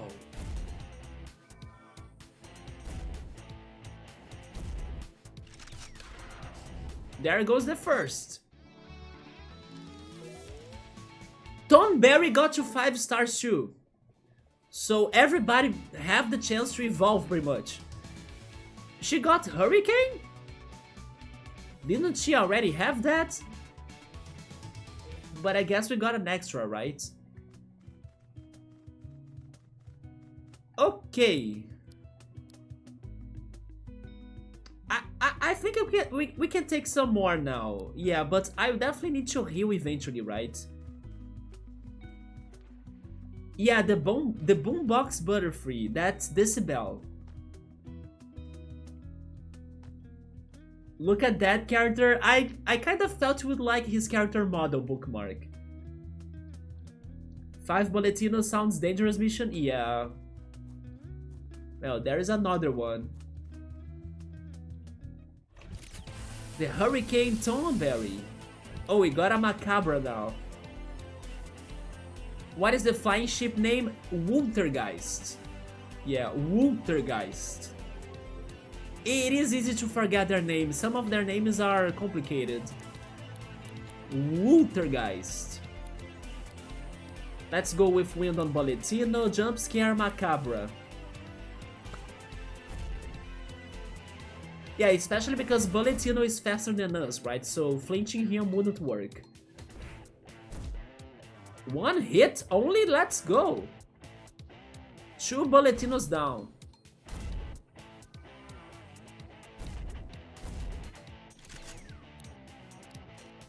I think it is worth waiting for Nurse this time just to heal, right?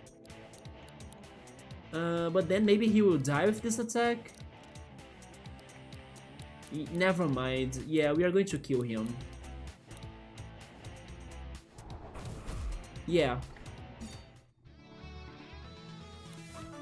By the way, I did not try to capture that Macabre because earlier today I could get one too. So that was the second, wasn't it? Let's go for another one, but maybe now I should swap my party here. Let's get Oven back. At least for one Boletino fight.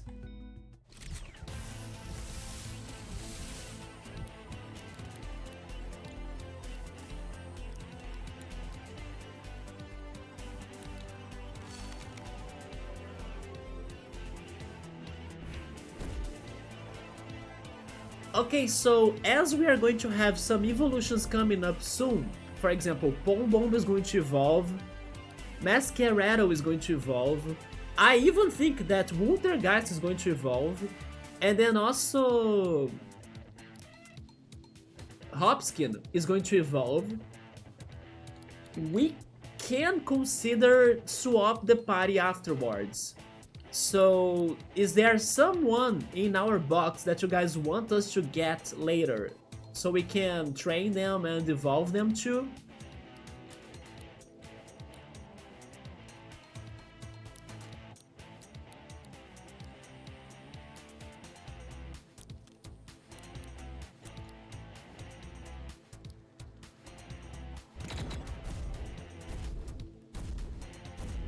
I know the seal, but I still don't have the seal though. Once I have him, he's coming to the party. Besides the seal. Because we do have many options, right? We even have Boletino as an option, for example. And the T-Rex, Greymon. I hate how they give me lots of everything but plastic. Okay, that was the third, right? Well, Oven, you did great. Let's bring Masquerado here. Train them into... Let's keep on training the Boletinos too. Oven, I'm very curious to see what he's going to evolve.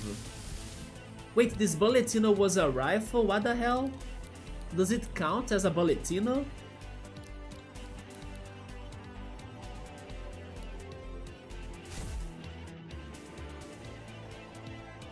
Masquerado is faster than the Velocirifle. Oh, never mind, he's at level 14, right?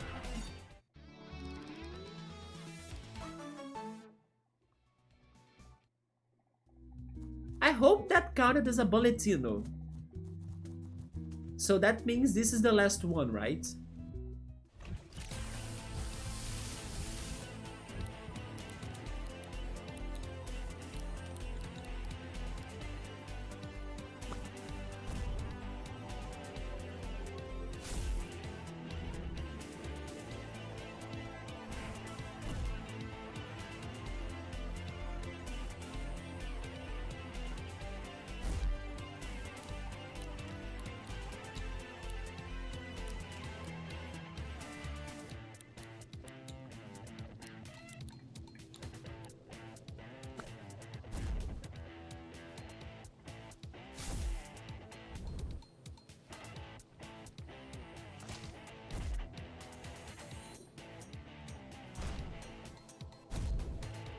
The self-destruct will finish this fight.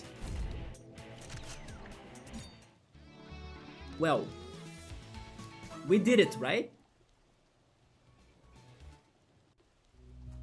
Right, Mr. Zed?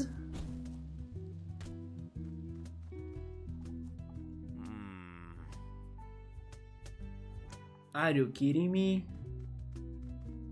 Okay, one more then.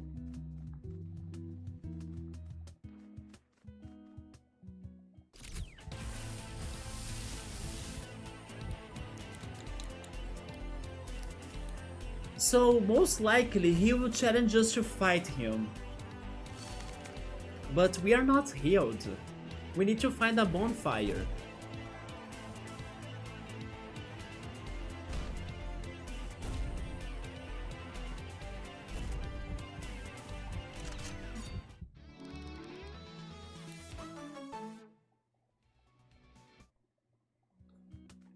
Well, that was it. There we go. He got an exclamation mark now.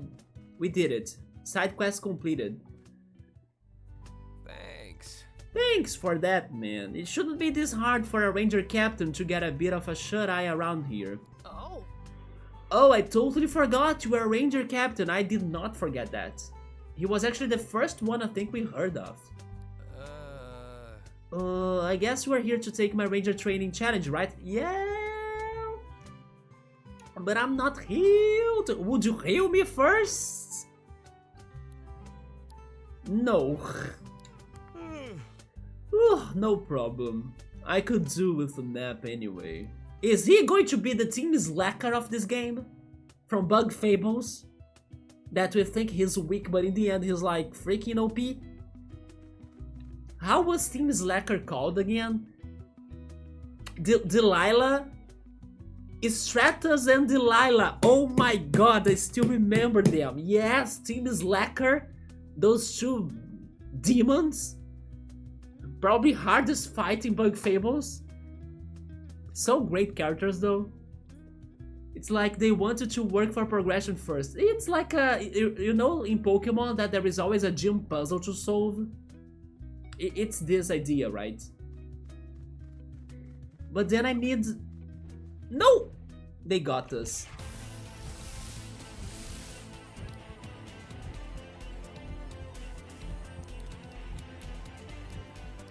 I need a bonfire. Let's search for one.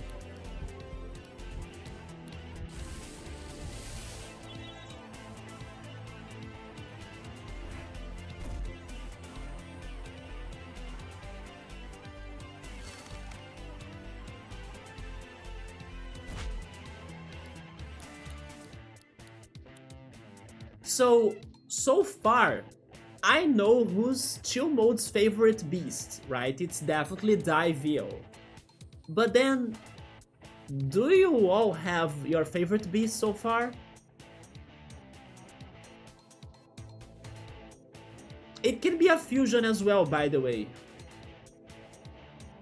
I think that my favorite beast is still Hopskin. Because he's like a very cool looking dark type.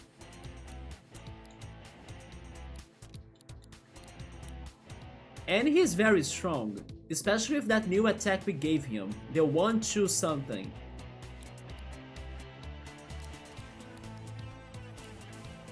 Yeah, Chill Mode's favorite of course is Diveo. I wonder what Ultra guys will become. Yeah, maybe we'll have even split choices, I'm not sure. As soon as we find a bonfire, then we are learning. This flying, or this sleeping flying content chip face is too good. Yeah, this is like the gym leader's test, right? Who's Hopskin? Yeah, Hopskin is the Tomberry, yeah. I think we even saw his evolution once. Not sure. Or somebody that looked a lot like him.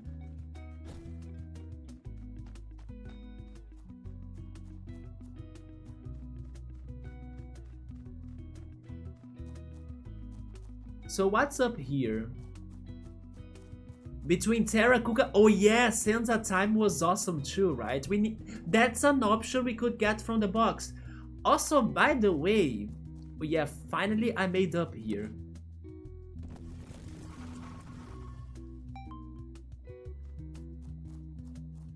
Oh my god! There we go, the cycle got to an end. We can get to the freaking second Land Keepers Association now. Finally! But not only that, right? We got coal, story, wood, and snakeskin tape. But not only that, there was the magic crab, right? Up here. What the hell is this? Oh my god, this is the cultists. Yeah, this is definitely for the cultists. Is that Dorian, the leader? This is not good. Is this... Oh, a bonfire, finally. It's time for us to see evolutions. Imagine what Terra Cuca will evolve into as well, right? Quina and Turtle. Shout out to Traffic Crab or Magic Crab. Is that an altar? Wait, an altar? Did I miss an altar?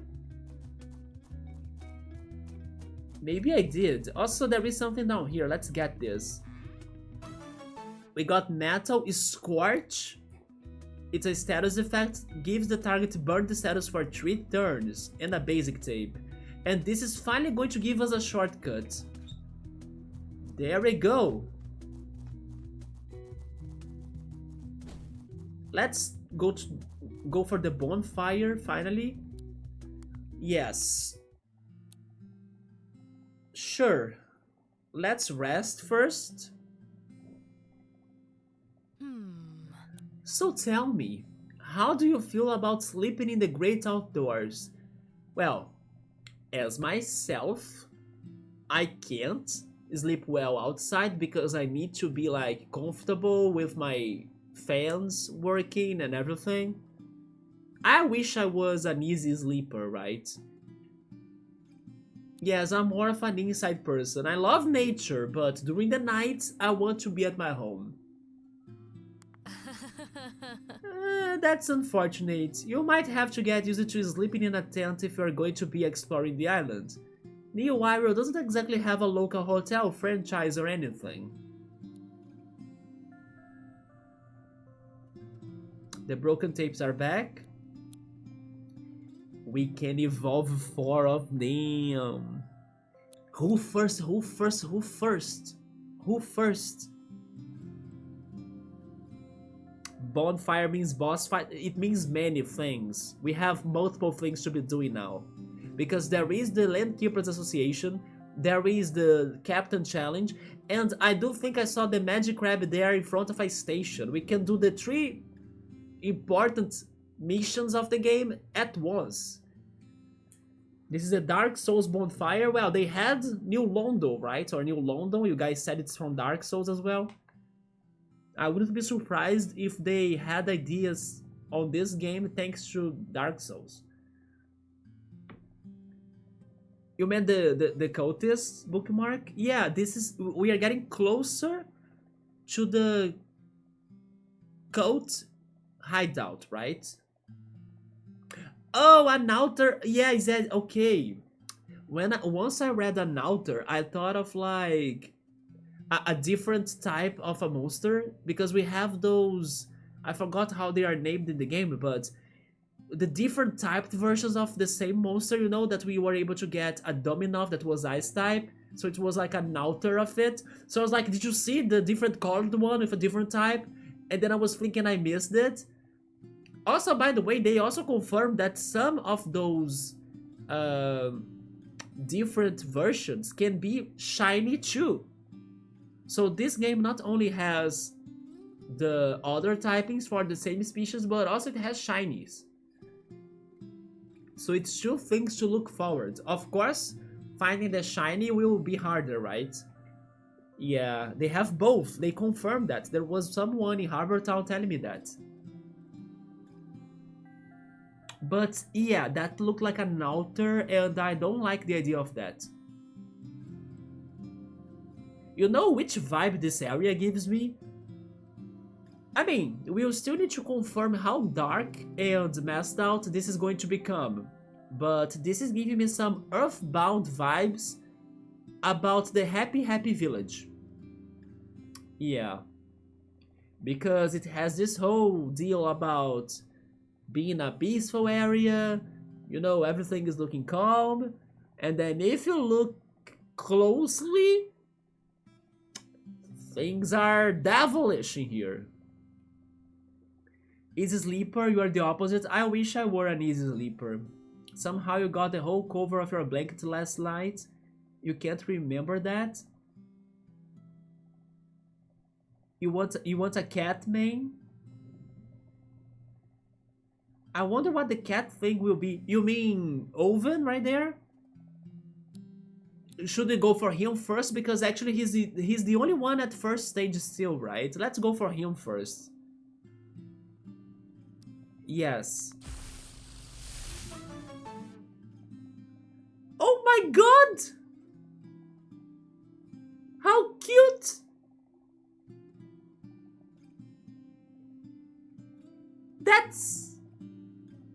That's Puppers, like max level, right? He became a Spitfire. Huh. There was an Anaki Pokemon that was Dandelion, right? The nature Pokemon. Spitfire. The Spitfire's fire-breathing abilities have developed to such an extent that they must wear goggles to protect their eyes from the smoke that they unwittingly cause by setting things on fire. Jesus! And then they evolve with that? Where did those goggles come from, right? Okay. He still looks derpy on the tape though, his sticker, right? We need the next one. Who goes next then? We have 3 options. It became superhero outfit, I can see that. He became like a pilot, right?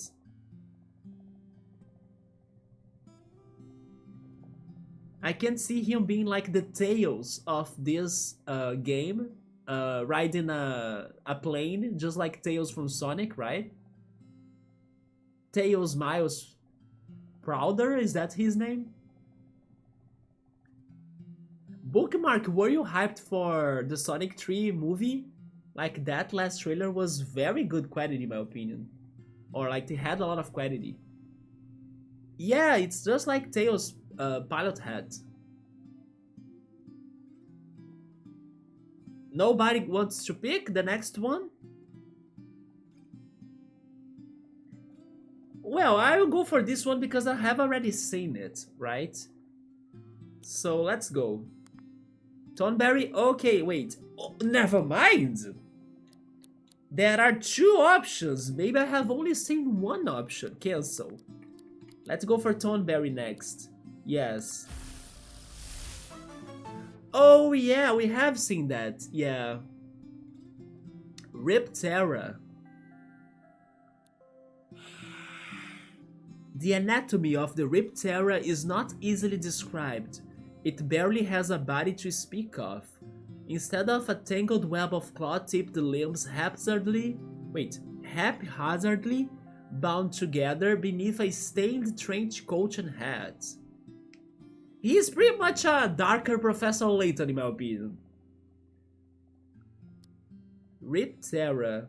Yeah, and then I was saying that I have seen one of the evolution forms of Masquerado. But then now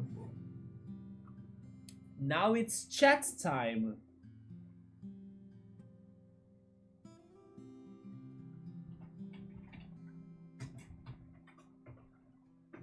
It's what? Elegant and ruthlessness.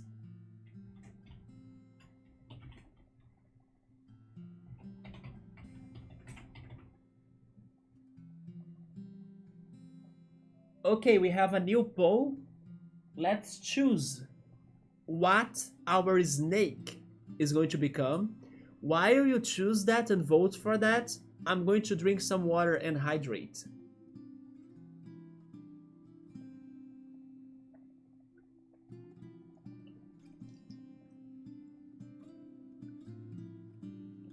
He did become Sherlock Holmes, right? He's going to help us with the puzzles. You are also hyped for the Sonic movie. There we go, bookmark. Your friend sent you the trailer, super hyped.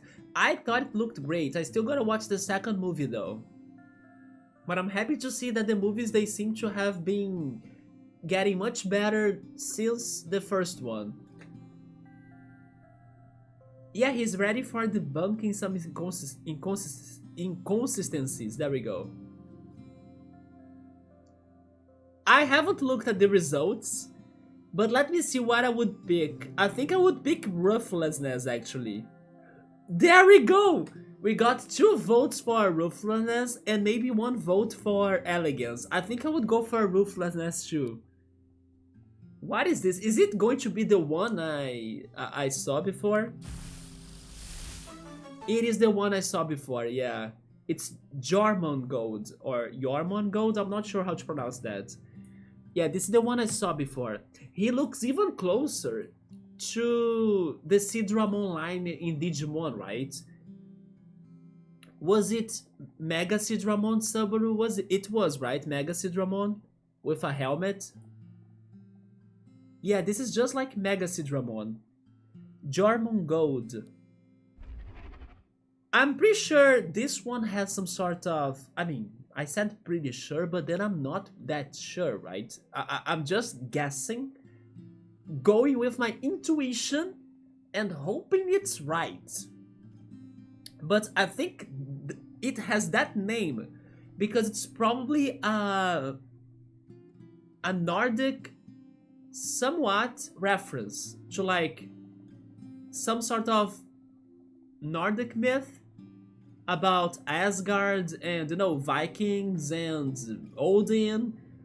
That name sounds a lot like that, you know.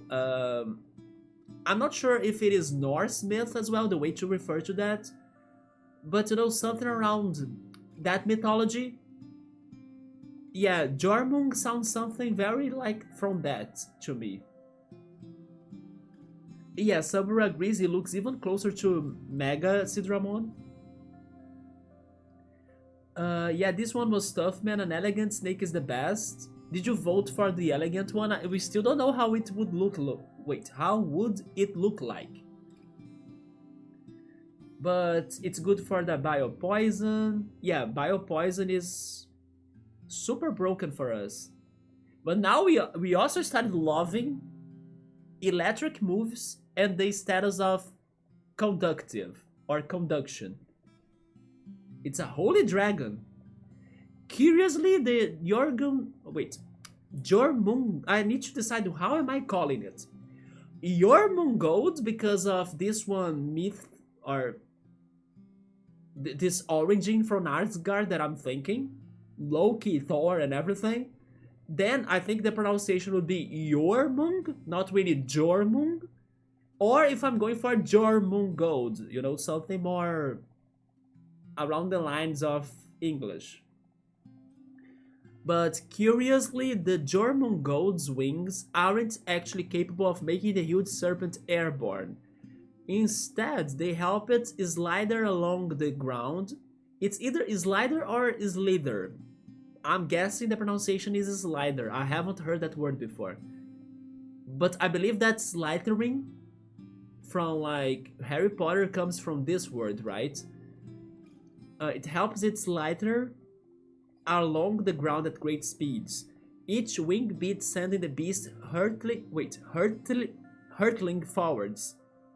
Yeah, this was a hard text to read. Hurtling forwards. You voted for the Dirty Dragon too? Okay, so you are not the one that voted for the Elegant. It's half Rayquaza and DBZ Dragon, like Shenron. It's the final form, and then the final form is going to be Bahamut. Well, we just named Baphomet one of our monsters, right? Imagine getting Bahamut next. And then Neo Bahamut. Oh, Bookmark went for the elegant one. Yes, it's the one we don't know how it looks like still. Exactly, I was thinking about the Norse mythology. I thought it would become an Anaconda 4 type Arbok Pokemon. Maybe the Mega Sea Viper as well. Hey, we still have one left.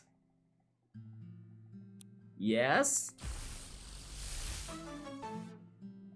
Ramtasm? That was a very horrifying cry. Man, that gave me chills. Also, by the way, I think Bookmark guessed that he would become a ram in the end, right? There we go, Bookmark was a fortune teller in here. The Ramtasm has honed its connection between the spiritual and physical realms, and it's able to fully manifest itself across both simultaneously. It's God! We got God! This gives it access to an untapped, I love how I almost read it like an untaped, to an untapped well of tremendous astral energy. It's God!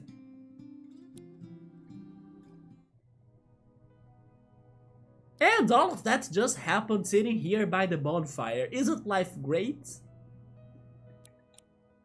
Well, before we move on though, there are still some things I need to change, because everybody got so many new attacks, right? Let's see them. Check tape. Edit stickers. What did you get again?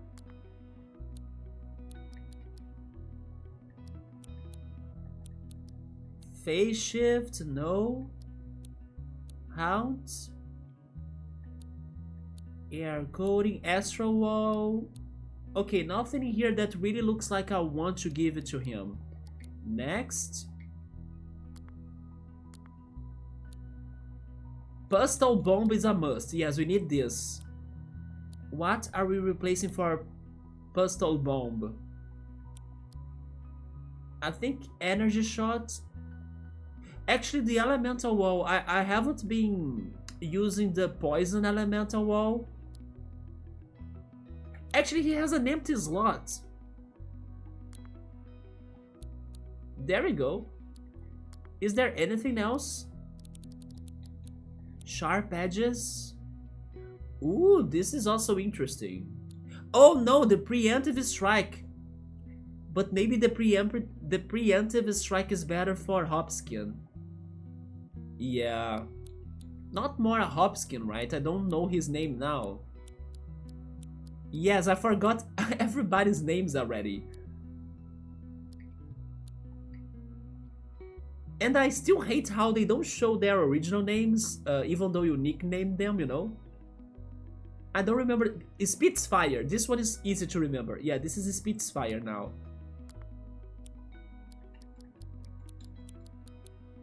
Glitter resistance, incinerate. Also, hi X5, what's up, man? You really want me to read that, don't you? According to the sources, how much wood could a woodchuck chuck if a woodchuck could chuck wood? As much wood as a woodchuck could chuck if a woodchuck could chuck wood. Take that, X5. Let's go, send me more. Seashells at the seashore, man. That's it. That's the life in here. Holy shit. Challenge accepted. Let's freaking go first try, always. In here on this channel, it's always first try. Let's freaking go, man. There we go. But how are you doing? Are you having pizza again? Am I going to evolve together with my monsters into hangry mode? Besides that, I do hope you could be having pizza today, because pizza is always good, right? Well, you chose powerfully, probably. Huh, I see you. Last day pizza, are you for real? But maybe some leftovers. Actually, leftover pizza is always great, right? It tastes, I don't know, very great on the next day. Oh yeah, Realm Phasm was the name of the starter. Yes, I'll need to get used to their names now. We got God, pretty much. It gonna Ares Hill and Holy attack. We chose powerfully. We only had to choose the Masquerado evolution, right? Yeah, I also really like next day pizza, how it tastes. By the way, we got this attack at the beginning of the stream. It's the YOLO gnome or metronome of this game, right? Be random. I'm actually thinking about not giving him many things because I'm not even sure if he's going to stay in the party. Yes, I'm not sure. He's cute and all, but I don't know if we are keeping him. Wait, you need to start to take care of what you eat because you just saw that you are at 80 kilograms for the first time in your life. Dude, it's been forever since I last weighed myself. I have no idea how much I weigh right now. What I have been noticing though is that probably thanks to the exercising and pilates and everything, I'm growing muscles, but at the same time, I think I'm getting thinner. So it's like maybe I should get some more corporal mass somehow. Not sure. Because I'm getting some corporal mass thanks to some muscles that are growing, but at the same time, I'm getting thinner in some other parts too, right? Because I'm burning calories. But I don't know how much I weigh. And I haven't measured that in forever. I know how tall I am. I'm 189 or 1. Wait, maybe I should say 189 centimeters tall, right? Or 1 meter and 89 centimeters, basically. How is that in inches and foot? I have no idea. Or feet, right? I have no idea. You're at a normal wave, so I need to not go that up anymore. Honestly, if I would guess my wave, I would say it's something around 70 or 80 kilograms too. I don't know. Last day pizza, don't talk nonsense. You are here forever. You are doomed forever, X5, into your mom's pizza. Yeah, last day pizza, which in my head means yesterday's pizza, because today is a new day, right? And new day, new pizza. That's the way to live. You see, once my whole deal with my dad in here that starts tomorrow ends, I'll bake a pizza to this week. And in case I have it, like, ready before baked, I will see if I can show that on stream too.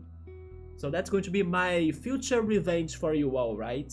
Not that I haven't done it in the past, but again, new day, new pizza.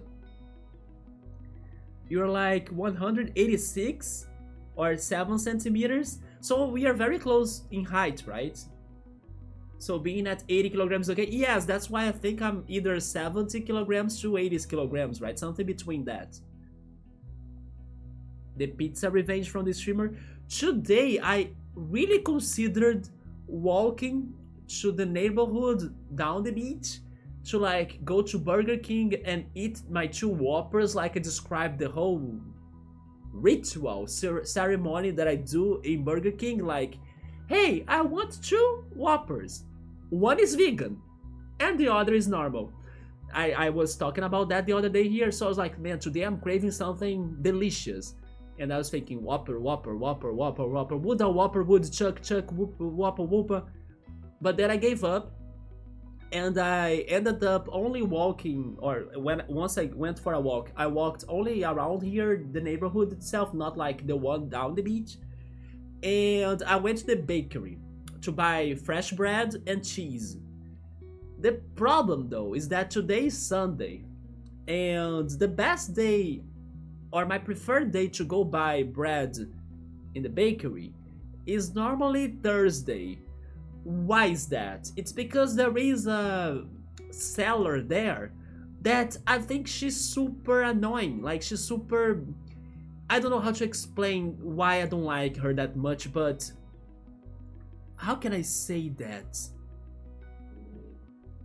I think it's because she's so full of energy sometimes that if you don't vibrate at the same energy as her, she will actually turn the opposite. She'll like treat you without education, not looking at your face, not giving you good afternoon or good day or good morning or anything. Because, I don't know, she's kinda bad tempered, you know? So basically, if you don't want to go there and kind of listen to what she says or wants to say, or talk to her like a long talk or something, because there are people in there that I see that she kind of tries to connect, tries to be friend, tries to know about their lives or tries to something. If you don't do that with her, then she will become the opposite. She'll be like, "What do you want? Oh, you want bread?" And then she goes there, gets the bread, don't look at you, you say, "Oh, thank you," and then she's like. So I hate getting her to like, sell bread to me. My dad, I think it's so funny that my dad also hates her, and then we were like, "Oh yeah, you also hate her?" Yeah. So there we go. It's not just my thing. But yeah, she's like, instead of just treating everybody nicely, but also chill, instead of like being so intense into like, "Oh yeah, what have you done? Who have you been?" Kind of getting into your lifestyle. I just want to go there to buy my bread and buy. It's like, "Hey, bread and cheese?" Then buy. Just like any other normal bakery. I don't want to go there to tell her about my life, to listen to her story about who knows what. And then it feels like if I don't do that, she will remember my face and then, not reply to me the simple basics of education of like, "Oh, good morning, I want bread." No, she'll be like, "How many?" And then she gets the bread and then she gives that to you, and then like you say thank you very much, and then she's like, doesn't look at your face, just throw the bread at you or something. Anyway, I feel so uncomfortable when she's there. But as today I gave up on Burger King, I went there to get my bread, and then I survived one more day, right? But I said that Thursday is the best day because it's the day that normally it's not her that's there to sell bread, basically. So yeah. I always get, I don't know, a bit uh stressed out when she's there. I feel very uncomfortable.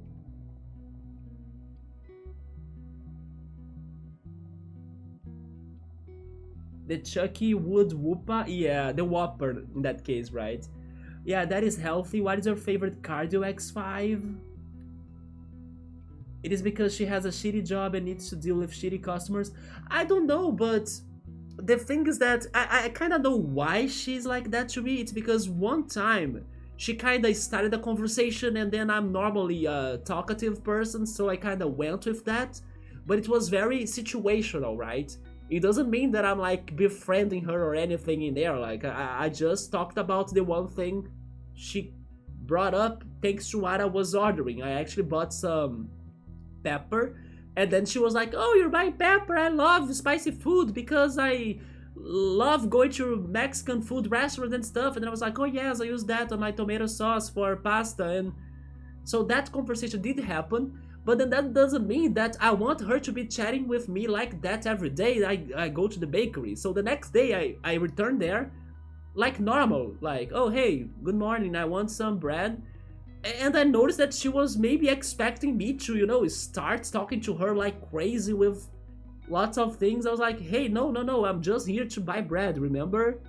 That's your job as well." So, and then I feel like, I don't know, she got a grudge on me or something.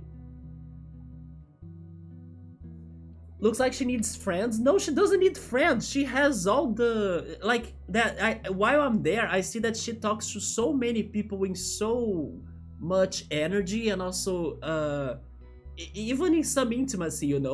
But I'm not going to the bakery to get that energy or to get that intimacy. That's the thing. Of course, there are cases and cases, but then I just don't want her to like be so rude when like doing her job to me. Because like I said, I go there, I say good morning, good day or something, I ask for the bread, and then sometimes she should just do it like she doesn't want to do it. The other day even, she was like, "I'm going to call somebody else to get your order." And I was like, "Why is that?" And then yeah, I actually deeply inside of me I was like, "Thank God," because I would rather have somebody else there taking my order. But she did say that, and then she waited for the other woman to come like from inside of the place until I was there waiting and everything, and then she came and then she got my order in place of her. But it's like, why couldn't she just do it? Why that? But today she had no alternative. Today it was only her there, and I was like, hey, I want bread. So yeah, she gave me the bread, but then once I said thanks, she didn't look at my face, basically. Well, she likes you though? I don't know. Ask her number? No way. I want to go there to get my bread and buy, like I said. It is because she has a shitty job. Yeah, but it's like she has energy. She's somewhat positive, but at the same time, not everyone that goes there wants to share that energy, you know? Like, there are days that I don't want to be there, like, I don't know. I just want to get my thing and go. So I think that she got some sort of grudge on that, but although my dad also complains about her, so it's not just me. Probably my dad also had some bad service from her, you know? Even without any sort of talk with her or anything. It seems that she's very tempered. So she may or may not like you or do what you're asking her to be doing for you, right? I'm banned from the bakery. I'm not banned from the bakery, but I did stop going there for some time. And I did buy bread in other place for some time until I felt comfortable again to go there. That I have done. Also because there is this other place, although their bread is not as delicious as this one bakery from here, but their cheese is cheaper. So buying there was also great. But after I got the hernia, I stopped buying things from very far from my house, right? And this bakery is pretty much at my corner, or at the corner of my street. So that's why I kind of returned buying there, because then I don't need to carry stuff for too long. While at this other place, I would need to be carrying stuff for longer as returning home. So I kind of got used to go back there again to the bakery here in the corner of my street. But then I need to deal with that woman that I think she's so annoying. Like, why can't she be more natural, you know? But no, she's like always with like a bad face, and then I don't know, she ignores you sometimes.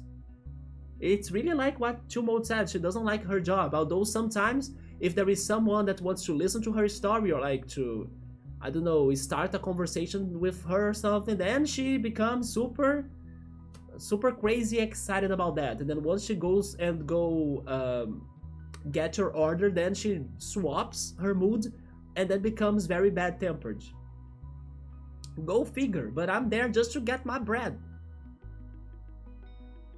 I have that at the fish store. I don't go there anymore. Did you also get some trouble with like a seller, Chilmold? Yes, right? It's so annoying. Because she's an extroverted.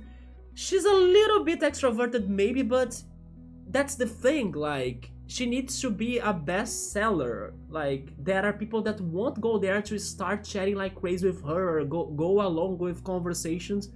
So that doesn't mean that she needs to be rude or not polite, because it's part of her job, you know? It's also about the experience. She needs to understand what's the mood of the client or the customer. And sometimes I actually think that she understands, but she doesn't care, because maybe she's not going to get fired, as because of her personality, everybody else in the bakery kind of likes her a lot. So they don't even think about the possibility of firing her because she's being rude to some customers. I don't know. Not sure, X5, but I just think that she should have been a better professional, basically. Like, not making some customers uncomfortable because of, I don't know, silly chat, right? Yeah, read the air, man, please. Like, that day that we had a talk, it was all great. But that doesn't mean that I will want to start conversation like that every day. I just returned there as a customer waiting for my service. But I guess she didn't understand that. She wanted to befriend me, maybe like how she befriends the whole neighborhood? I don't know. The Lion, the Witch, and the audacity of this. What, X5? What was that, man? I do kinda miss it with trades because chatty talking is also the old merchant thingy. I mean, there are situations, right, you mode? There are people and people. For example, if it comes up like for another situation in there that I need to be chatty or like I need to talk about something, I will talk about that something. But the thing is that I will not bring that up, like, especially in the days that I'm like feeling tired or beat down or anything. Sometimes I get there after a long walk. I don't want to be there chatting like crazy. I want to just get my food because I'm also hungry, come home, rest, and then I'll be replenished, you know? But no, they want me to go there and start feeling all nice, all great. I'm like, no, I want my bread by. I don't know. So I kind of have been trying to go there for most days that I see that she's not the seller. But I don't know. Today I had to go there because I had to buy something for dinner, right? You try to skip it as well, just let me in and out. It is not really because I'm an introvert, it's just because I just want to have the basic service I can have in there for most part, you know? So I don't want to be treated like, I don't know, with rudeness, because I'm not being rude. So that kind of pisses me off.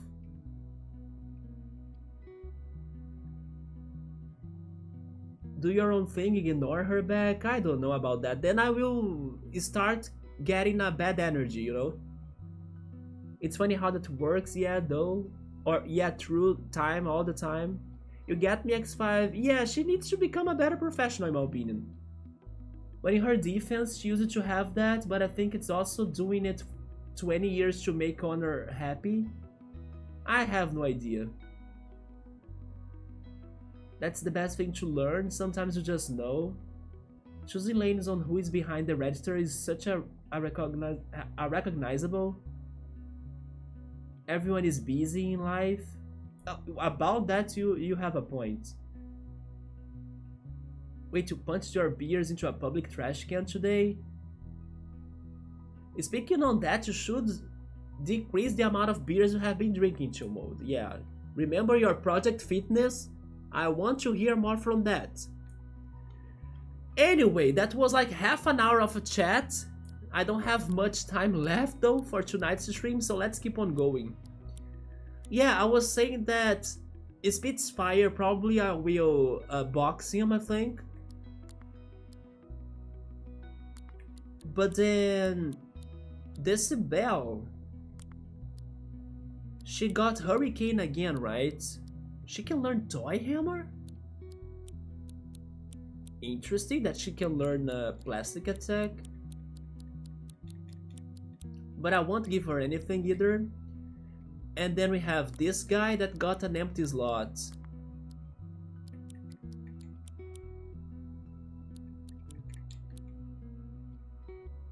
He can also learn Toy Hammer and Plastic Knife. Oh yeah, I wanted to give him Preemptive Strike. But maybe giving him the Plastic Attack could be good too, right?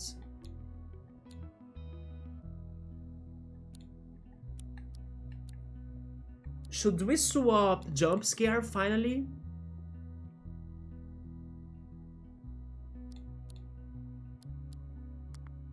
How much is for the Plastic Attack? 3 APs or 2 APs for Toy Hammer. No, but Plastic Knife is better, right? 2 times of a hit and also 40 of power. I think this won't be too bad, like swapping Jump Scare to get Plastic Knife. Should we go for that? Yeah, it's still Thornberry because of the nickname. Let's go for it. Also because it's been some time that our flinching hasn't been too effective as we are kinda slower than some enemies, especially bosses. So let's have some more variety in here. And then we have Mechonis as well.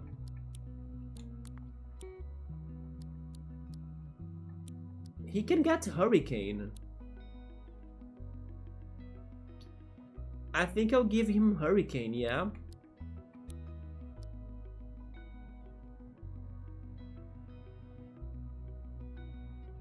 Instead of this one.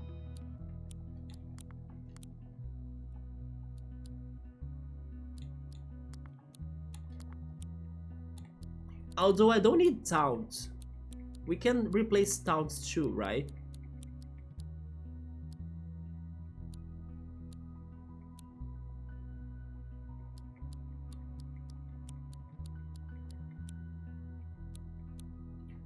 Well, in that case, I'll give him back the Thunder Blast. Yeah. Subaru is going. Alright, Subaru, you're feeling super tired. That's okay. Get some good rest. I'm also going probably in half an hour because tomorrow I need to wake up early as my dad is coming. Thank you so much, Subaru, for stopping by. I'm probably back on Tuesday or Wednesday. I see you then. Goodbye. You gotta go choo-choo mode? Okay, so that's actually something kinda okay-ish because I'm also thinking about ending the stream very soon. I think I'll go for half an hour more and then it's going to be it. Have fun with your dad, man. Thank you so much. I hope we can have a less stressful time than how it was when he went to Africa, right? Now he's returning from Africa. Yeah, have a good night, Chill Mode. Get some good rest and have a great week because it starts today, right? For you on Monday. I see you then.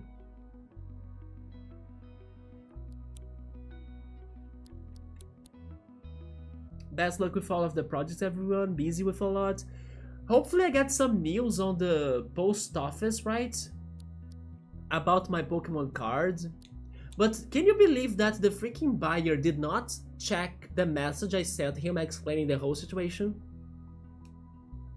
So I honestly think I will just, you know, expect that he gets his money back and then forget about all of this.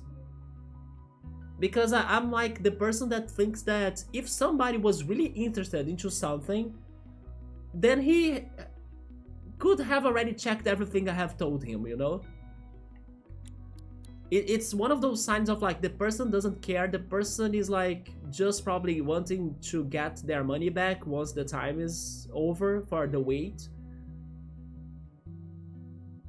So yeah, I'm probably going to be like without my card, or the post office will not solve this deal under the time, because who knows what they have done with my letter.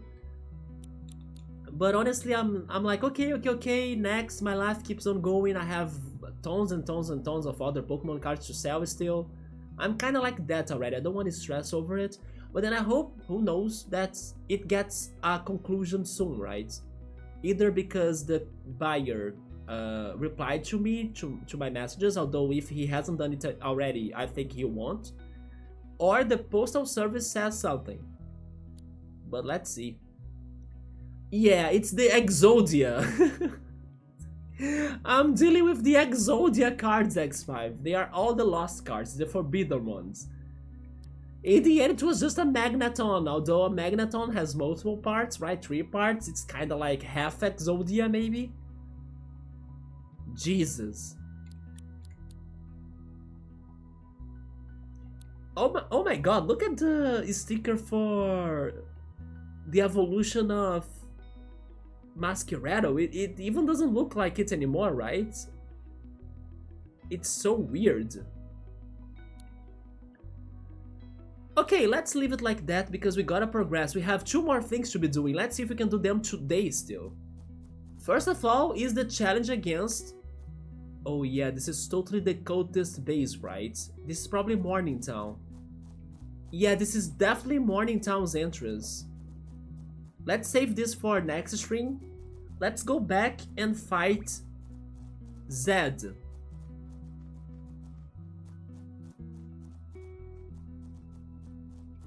That's not Zed? Who are you? It's another cultist. Beat me and I will tell you the secret of the the Morn Child. A cultist and also a Boletino. Okay, Boletino is weak to wind. And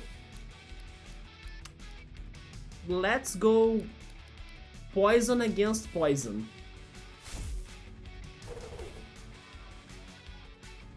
That can nuke them all. Let's see, let's see. I just hope that we don't get too hurt because I wanna go from here into the Captain Ranger or Ranger Captain fight is right away, right? I don't wanna go back and heal again. Yeah, so far this is okay. We got a little bit of damage, but that's fine. So I took the wrong turn. I need to find myself again to look after Zed.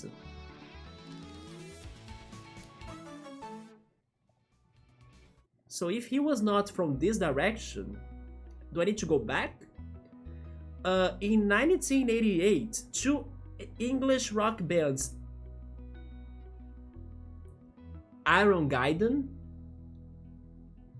and Shields of the Nephilim. I don't know what would be the reference for Shields of the Nephilim though. Can you get that reference, X5, or maybe bookmark? Iron Gaiden is easy. But then Shields of the Nephilim, I don't know. I don't know any metal band that sounds like that. Yeah, Iron Gaiden, right? Damn, that's a ninja name, of course. It made me think of something else as well. There is another band that has Gaiden on the name, right? Isn't it? Or am I crazy? Maybe I'm crazy actually, but I have the feeling there is another band that has Gaiden. Maybe it's not a metal band though. But then Shields of the Nephilim? No clue. So those two English rock bands, without knowledge of each other, simultaneously released songs titled Morn Child. And then that's how they got the inspiration to create the cult. If you listen to them in reverse, and also at the same time, so that the words interweave, and it summons the original Morn Child, a being so powerful that it can open a gateway between worlds. And then I was thinking that this game was cute. You see, this is why people go on TV and then they say, don't play Yu-Gi-Oh! Yu-Gi-Oh! Is a game about demons, it's a thing from the beast, it's the devil. That's why those ideas come out of nowhere, right? What the heck? Or so I've heard. Neither track is available here in New Wirral, so I've got no way to tell if I'm having my leg pulled. Brother Cooper has found a different way out of New Wirral anyway, that's for sure. That makes me feel kinda unsettled. And this even made me think of the one anime that it's not a recommendation per se, but it's definitely the most disturbing anime I have watched in my life. And I'm not talking about Made in Abyss, which is also another very good pick for like most disturbing animes ever. I'm talking about Serial Experimental Lane. And it's funny how the plotting there has something to do about this place. Because it is all about being connected and servers and like crazy worlds and worlds that can be combined. Yeah, Serial Experimental Lane is so mind-daft and like disturbing and unsettling. It's funny that one of these days I actually watched some videos of people discussing about the plot of it, because it's also a very hard plot to follow. But there are some moments in that show or in that anime that I kind of don't want to remember or like see them again. And I'm glad that my brain has kind of forgot how they looked like, on how the scenes that I have seen in the past were uncomfortable to watch. I'm not again saying that you should not watch that show, but it's one of those shows that will make you feel so like that. And then you'll be like thinking about what the hell have I watched for the whole month, or maybe even for your entire life. So yeah, this one um, quote right here made me think on that show because I won't enter into spoilers, but it does have something to do about like real world versus virtual world, you know. So like this talk about finding a different way to go out. This kind of makes me think about Lane right now as well. I did watch Lane. Did you as well, or have you as well, X5? My brain blocked the entire series. My brain remembers some things still though. It remembers the things that I definitely was not prepared to be seen. Yeah. One of those things actually, in one of these videos I unfortunately saw it again, but for some reason the second time I saw it I felt better. But there is this one character in the show that by the end of one of the last episodes he reveals himself, that I don't want to remember how he looked again, because that scene in the show for the first time, I don't know, made me feel completely unsettled. And it's funny because not necessarily it is because of, let's say, because one character looks too ugly or because there is a jump scare or something. No, it's because of the atmosphere. Lane creates such a unsettling atmosphere when you're watching it that it doesn't need to even say a word. It communicates through silence. So there are some scenes in there that are slow paced and also so silent, but they still say so much that you feel like disturbed inside of your bones on how it is creepy and also so uncomfortably silent, you know? That show is so, like, it is so unsettling. If you like those types of crazy shows, then it's a sure thing recommendation. It's great on that. But at the same time, it's one of those things that you would need to think twice in case you wanna go watch it again, because it is one of those shows as well that maybe you only need to watch it once in your life, because it kind of gives you the message in one hit, you know, in one blow. Just like Requiem for a Dream, then now it's a movie, right? It's maybe the most disturbing movie I have watched. Funny enough, it is such a great movie that I decided to buy the DVD myself. But then you might ask, have I ever watched my DVD? No, I think it's still I think it's still foiled in plastic, right? Because I have never felt brave enough to go again into that one journey of catastrophe. But again, it's a movie that I would say to everybody watch it at least once, because it delivers the message so strongly that, I don't know, it destroys you inside. And that's a good movie. But at the same time, you gotta have psychological strength for that. But I did buy the DVD, even though I never thought about watching it again. I just bought it because the movie is amazing.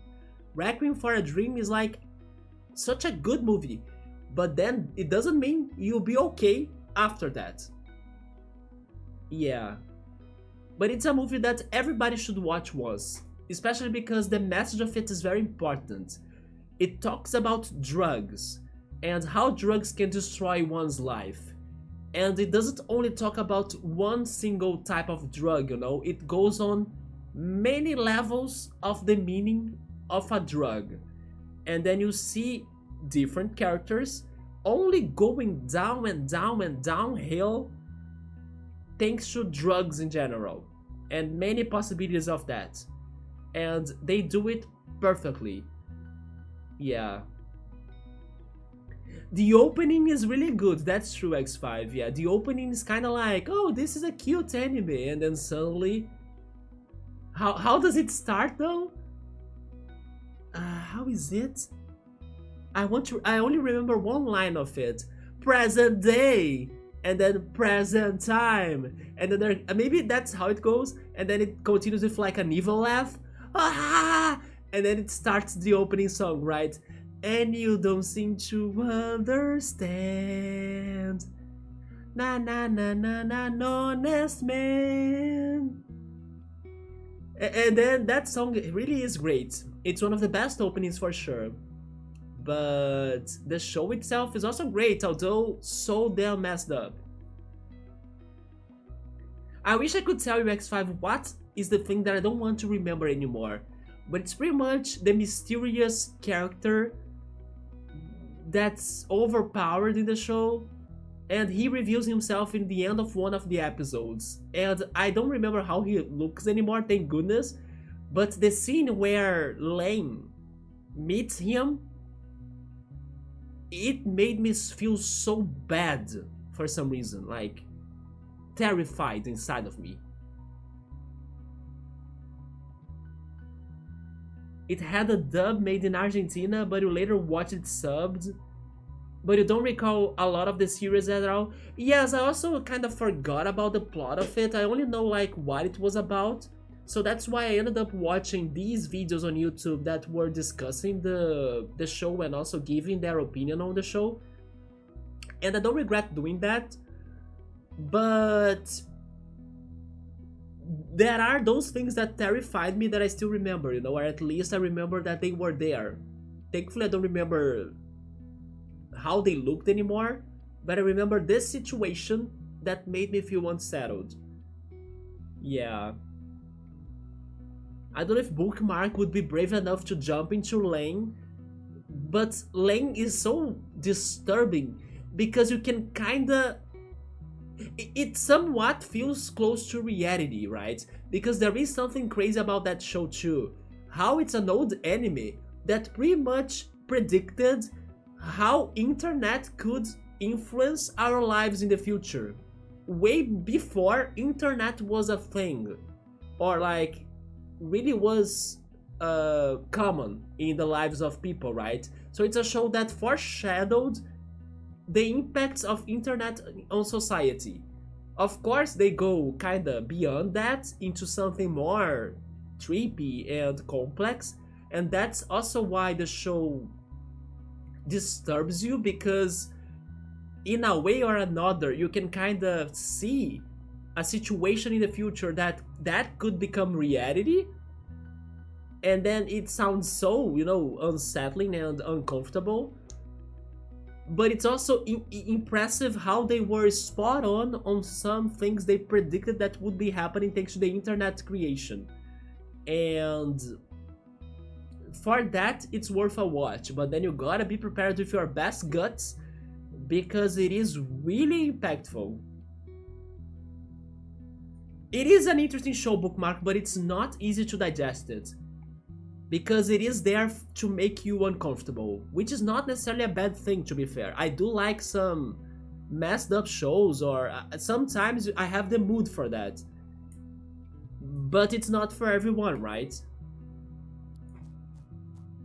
Anyway, guys, we gotta find the... Oh, this is back to the Dino Quarry, right? Okay, let's leave this for next stream. Let's retreat and go north to see if we can find the captain again. Captain Zed. Yeah, here's down here. Exactly, in the dub they did like en la actualidad, en este momento. Is there an Spanish version of the opening theme? I don't think there is a Portuguese version, at least not official. But I'm pretty sure there are some Brazilian channels that they come up with translations for the original versions of anime openings, right?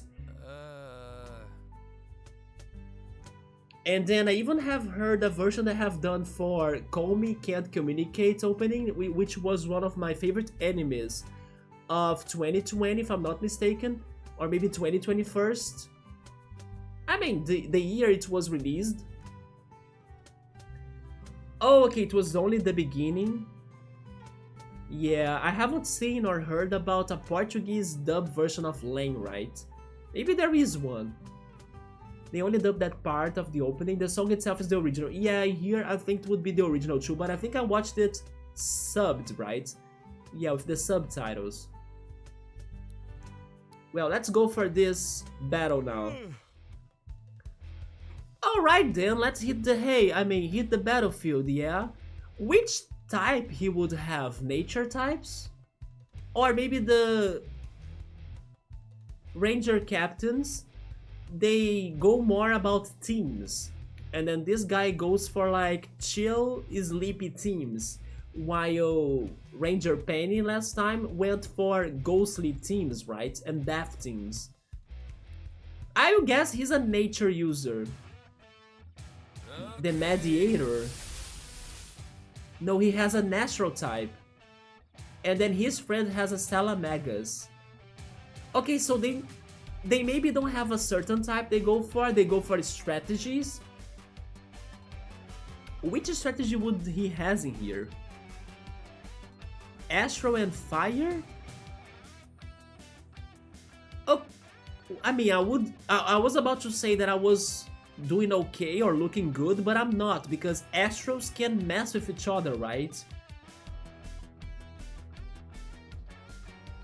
Also, hey Yoda, what's up, man? Did you hear the whole Lane talk, by the way? Because I was saying how much that show is disturbing, right? I'm surprised X5 braved himself into it and survived. You haven't finished Lane and sort of forgot. It is a good time for you to finish it, but be careful, right? Yeah, be careful about it. Although Yoda there has survived Made in Abyss, so he'll be okay. I think he'll be okay. Maybe I didn't. Maybe I'm not X5. Are you Lane 5 by any chance? Is Lane corrupting you right now? It could happen. That's a very interesting combination. It is, but then I don't know how to break it. Wind! Never mind, Astro will be good against wind. And then I don't have water, but Astro would be good against water. You see, the Astro type there breaks me. Whoa! What? Look at that! J2, J2. I see. Hello, J2, J2, X5, X5.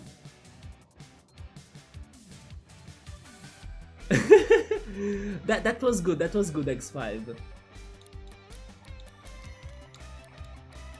Do you plan on remembering the plot of Lane though, X5, after this talk?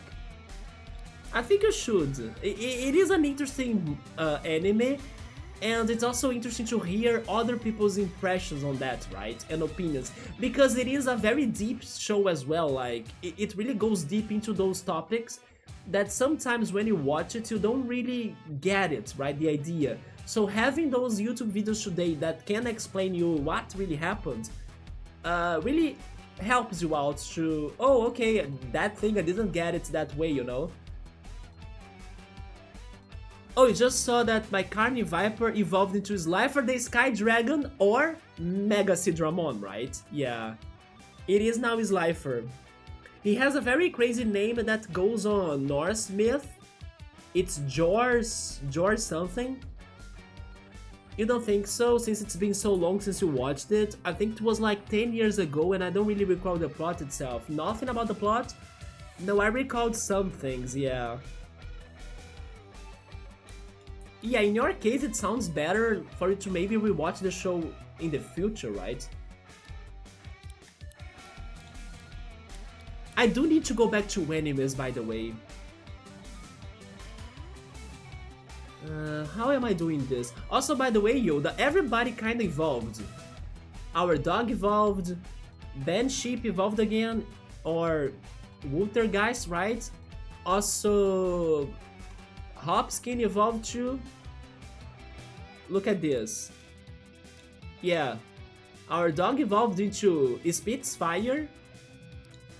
Then that's Hopskin evolution. And then these two as well. Our Wultergeist became... How was it again? Ramtasm, I think? Yeah, Ramtasm. And also I probably will watch it with another mindset if I actually do. But now I'm more into reading the manga while on the bus. You are still reading that one from Haruhi, I think? The physical mangas in that regard cannot read through your phone, you get tired easily. Probably mangas are also very expensive in there, right? Yeah, here in Brazil, unfortunately, mangas are expensive. Yeah, Ramtasm. Okay, so as I don't know exactly a very good strategy... Wait, never mind. I love that when I say dumb things, I instantly get a smart idea. My smart idea is actually next to me. Yes, I was thinking that poison would be good in here. Let's go beast and poison. Because we can always go for toxic stab. Wait. Fire is... It seems that fire is good against poison. And I don't remember that. Okay, that's a problem. Yeah, this is telling me that fire is strong against poisoning or pollution, and I didn't remember that anymore, but okay. I will stay in the fight, although Salamagas will give me trouble, because I wanna try poisoning his astral type, that's weak to poison. That's the preemptive strike. We even got a crit. Yeah, that's going to be strong against me. Okay, that wasn't too bad for a start. Toxic Stab now. I also have Toxic Stab as this guy. I forgot about that. Actually, I have something even... Never mind. Never mind. This is now my snake, right? My Slifer. So Pustule Bomb will hit them both, although never mind, I don't want it to hit them both because fire is good against pollution. So Toxic Stab, yeah, double Toxic Stab. Let's kill that one. He has a good defense though. Yeah, he has a lot of defense. I'm surprised he could take both hits that well. Especially for something that he's weak to. It's a big tank. Now let's go for Bite or Plastic. Wait, Plastic? Yeah, he will be weak to Plastic because he's Astral, but Fire will be good against Plastic, you see? It's like they're the opposites, they are kinda balancing each other, you know? Fire seems to be something that balances the things that Astral is very weak to. It neutralizes it. So this team here is very balanced. Yeah, Toxic Stab again.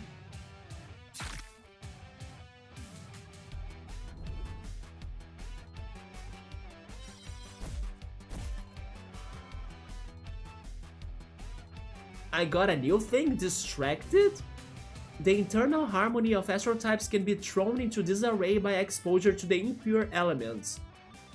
Oh no, it's because it was the plastic knife. Yeah, they are now showing me that plastic is good against astral. I didn't know that already, yeah.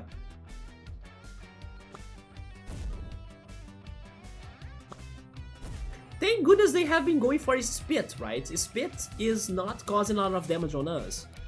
Otherwise, they could have win this. Let's go Bite on Salamagas. And then, do I have anything other than Poison? I have this, but... I have Bite! Double Bite, yes.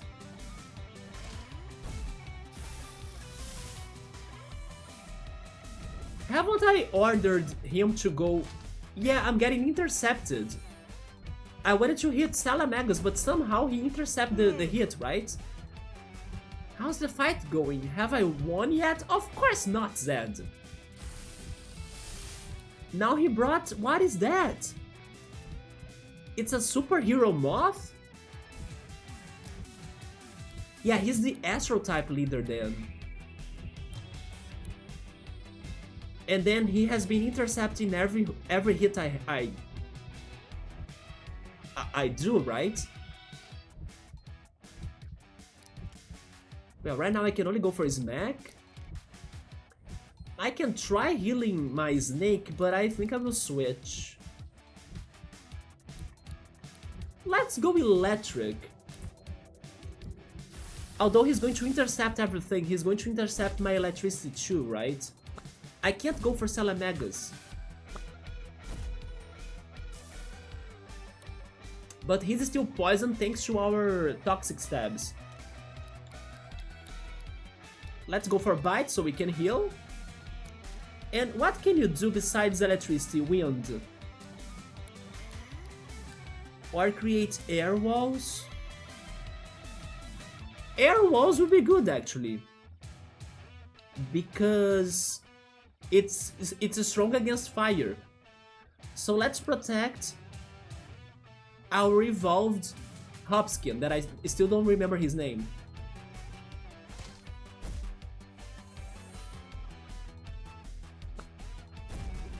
Although a single spit by the Astro type will destroy my wall, but that's fine. At least I protected him, yeah. That's fine. Now I can go double Bite. Or maybe I should go Bite. Actually, go back. Yeah, go Bite.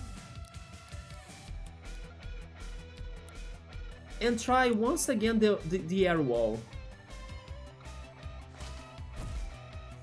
Every monster by Zed is very bulky, by the way.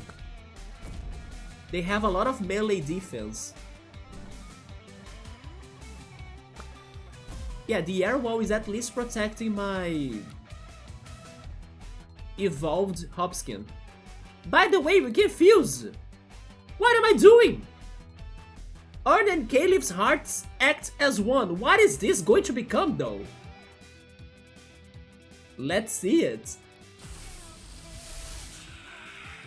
Rip Gloom!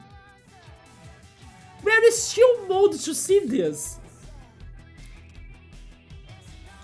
I forgot that I could do that. And now I have the old one too. But it's both types? Oh. Look at this, how interesting. So when you have those attacks that are miscellaneous type, because they get the type for... Actually, they get the type from the beast you equip them to, right? When you fuse, they go dual type.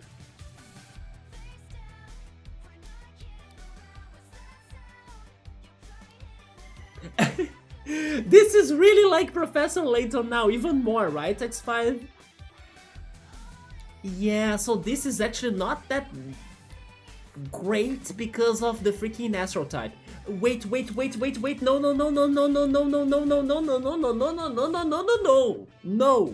no.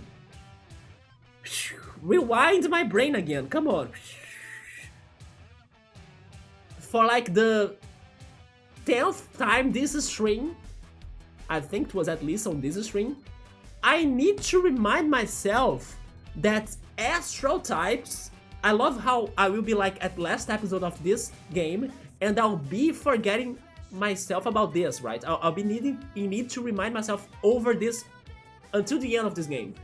But Astro type is weak against the Avatar. The Avatar does not have lightning. And I always think that lightning is one of the elements, you know? It's because I always also compare Astro to Dragon in Pokemon, and Dragon resists electricity.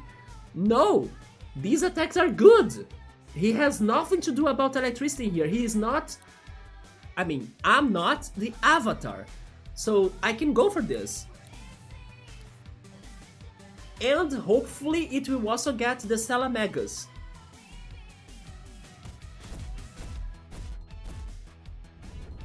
Fantastic. I got burned, but that's okay.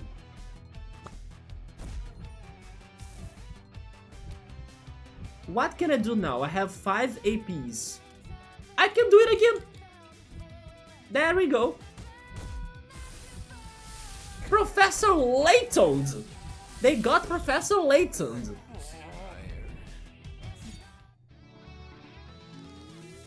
Perfect. Yes, I always forget that lightning is not an avatar element. I need to stop comparing them to freaking dragon types. I got an achievement. Defeat Captain Zed, sleep it off. Wow, I think that final blow woke me up a bit. Here's your reward. The third stamp, it's a sleeping stamp, right? Oh my goodness. And we got Surefire. Guarantees the target's next move won't miss. It heals 6% of max HP, plus 28% priority chance per empty slot. We got another fused material and an olive up. I could do with a cup of coffee to wake me up. And there he goes. Okay, we have no time to waste. I still wanna do one final thing this stream, right? Before I also go to eat and sleep. And that thing is something that I was hoping to do since forever. But now I finally can do it. I just need to remember how can I get to it, but I think it's thanks to this path, isn't it? Boletino! Don't go that crazy on me. I think it's now here. Yeah. This is what I need to do too. To the Land Keepers! So it is expensive, that's why I save only for some short series or finished ones that you are interested in. Yeah. Especially when they are completed, right? That's a good way to go for them. And then you have been reading Haruhi's light novels, you find like 7 of the 11 that they have been licensed in there. So you plan to reread those. I actually think that it has not many like editions, right? It's just a few in my opinion. I was hoping or expecting, because of how famous you said that character is and that show is, that there would be more. I understand that you said that there are only 7 of like 11 that you have bought that were licensed in there. So probably in Japan there are plenty more, right? But still I was, I don't know, expecting more than that. And you are planning to reread them? Right now you're reading To Your Eternity. I still gotta go back to that, by the way. I have watched the first episode of the anime and not again, or like not anymore. And I did like it. Mushishi is like a classic, right? I think Mushishi is a very old story. Rio, I haven't heard of it. Tsugai, I also haven't heard of that one. Pandora Hearts sounds a bit familiar, but I don't know what's about. And Ao no Exorcist, I have heard of that one, but then I don't know anything about it. And then also Hoseki no Kuni, Land of the Lustrous. I also don't know that one. You see, the day that I told you that normally you are watching animes or reading mangas of things that I'm not? That's the best example, right? Out of those, I have only watched the first episode of To Your Eternity. And I should remind myself to go back to that, yeah. I'm not sure when though, because it has its own mood, as it's a very drama-based show or story, right? But yeah, it was not because I didn't like it. But maybe because, I don't know, I had something else to watch at the moment. Pandora Hearts has a catchy opening song, interesting. He's impatient. Well, yeah, Boletino's short tempered like crazy. Haven't watched it yet. I'm waiting to finish the manga to see some of it because I know that anime openings can have spoilers. That is true. Yeah. Rip Gloom, right? We can remember that too. The ZZZs. In Japan, it's like, oh, only 12? Okay, so don't mind me. I was thinking that Haruhi would have so many more, you know? It would be like the female version of Detective Conan with so many episodes and things. And then the 30th one has been announced for November. So Guy, it's from the same author of Full Metal. I also gotta watch myself my Full Metal.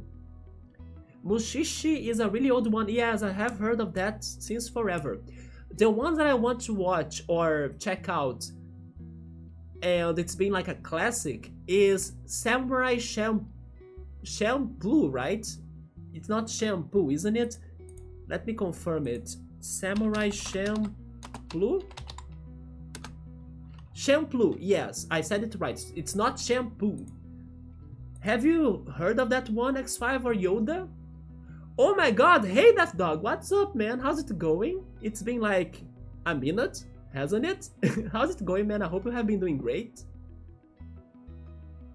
Yeah, Samurai Champloo, have you guys watched that one? It's another classic. Somebody told me in the past that it's worth watching too, but I really never jumped into it. Rio, it's also a manga of basketball wheelchair made by the author. I have heard of that one, and I heard it's fantastic. Yes, I have watched a video by this one YouTuber from Brazil that he sometimes like talks about either mangas or animes. He made a video about that one, yes. And then I know that I have this one friend that not normally likes sports animes. So I kind of asked him, oh, have you watched this one? Because the YouTuber I follow kind of brought it up. Yes, I have heard of it.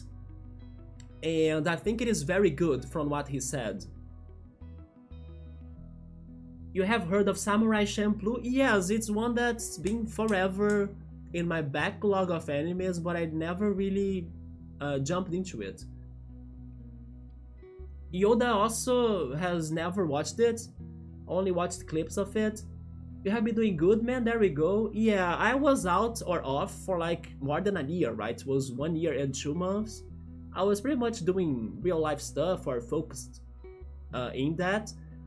Until suddenly I felt like, you know what, maybe it's going to be kind of good for me to return and play some games and stream again and have this community again. I also had to deal I also had to deal, how can I say this? I also had to deal with, right? To deal with some things online as well that were kind of draining my energy or making me kind of upset. But also those online things, I hope, like, finished. So there we go, it was the proper moment for me to return, and then I have been here again with my games and with everybody.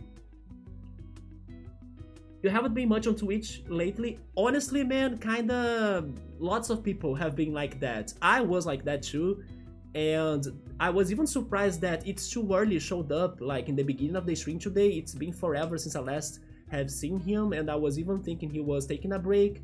Pilot messaged me that he was kinda going for an offline time too. Scaploony as well has been kinda away of Twitch. Emily was too, but then she showed up again because I returned to stream. You know, many people are kinda leaving Twitch a little bit behind so they can give something else some more focus, right? So I totally understand that. I had to do it myself, for example. After 7 years of straight streaming, I took 1 year of a break that was very important to me, to be honest. And now I hope that I'm back for more time, right? You have been doing good though, there we go. You are just working a lot and playing a bunch of Super Smash Brothers. By the way, I have been considering getting myself a capture card.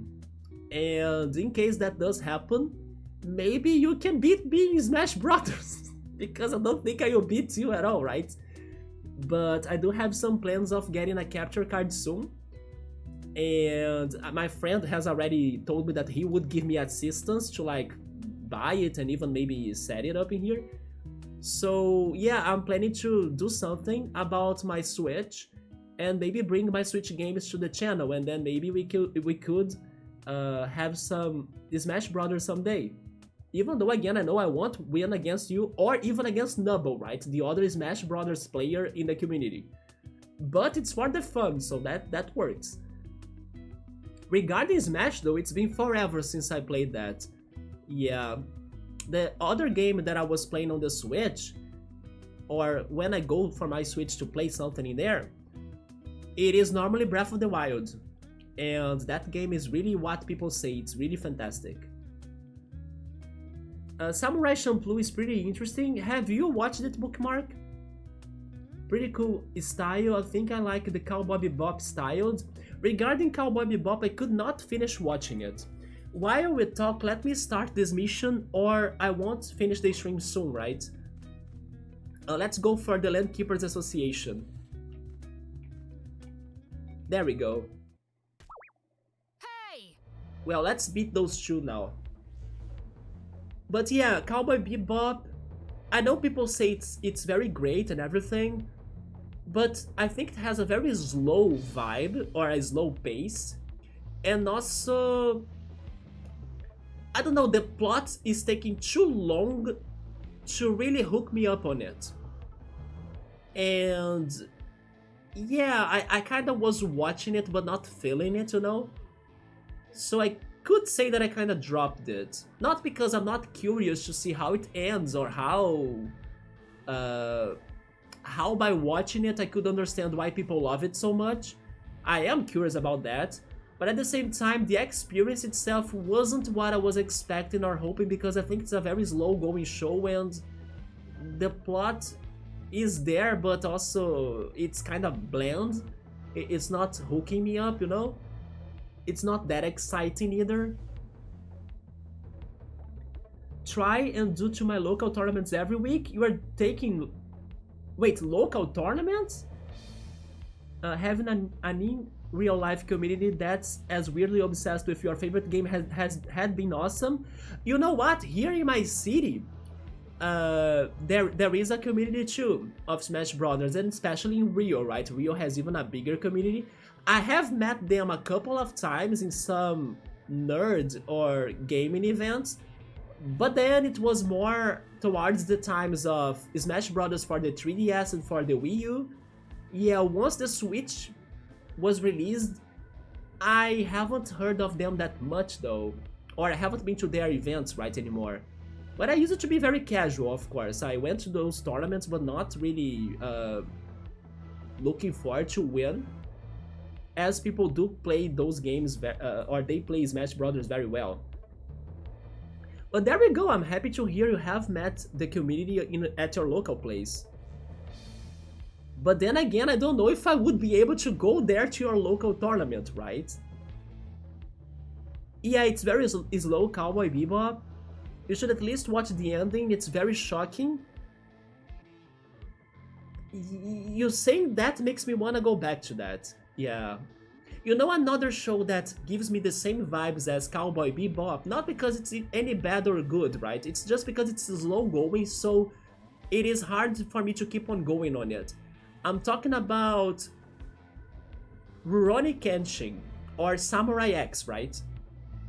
Yeah, Rurouni Kenshin also seems to be great regarding something that might happen in the plot, but it goes very slowly and casually, so there are times that I feel like I'm watching a filler, you know? And maybe I am, actually. So I don't know. We won't allow you to buy out a new Wirral. Yeah, no currency in here, no capitalism in here. Such short-sightedness you young people possess. Can't you appreciate the investment opportunities we could open up for you? It's because they don't need it, they are happier already with what they have. They have what? 2 Spring Hills, that's fine. I guess that when you said that, the similarity is too obvious between the two shows. so you can see it. Yes, I think those two are so slow going, but not necessarily boring. But then you gotta be on the mood for that, right?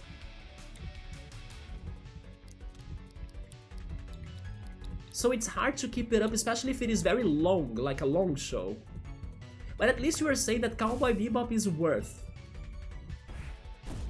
And then I hear from people that Samurai X or Rurouni Kenshin is kinda also worth too, right? Death Dog, have you played, probably you have, right? Tears of the Kingdom? Because I remember talking to you a lot about Breath of the Wild and how much you liked it, and now I'm having that experience and I'm enjoying it a lot. But then, most likely by this point you also have tried Tears of the Kingdom, and hopefully it was also a game that delivered to you. X5 was considering watching Samurai X a long time ago.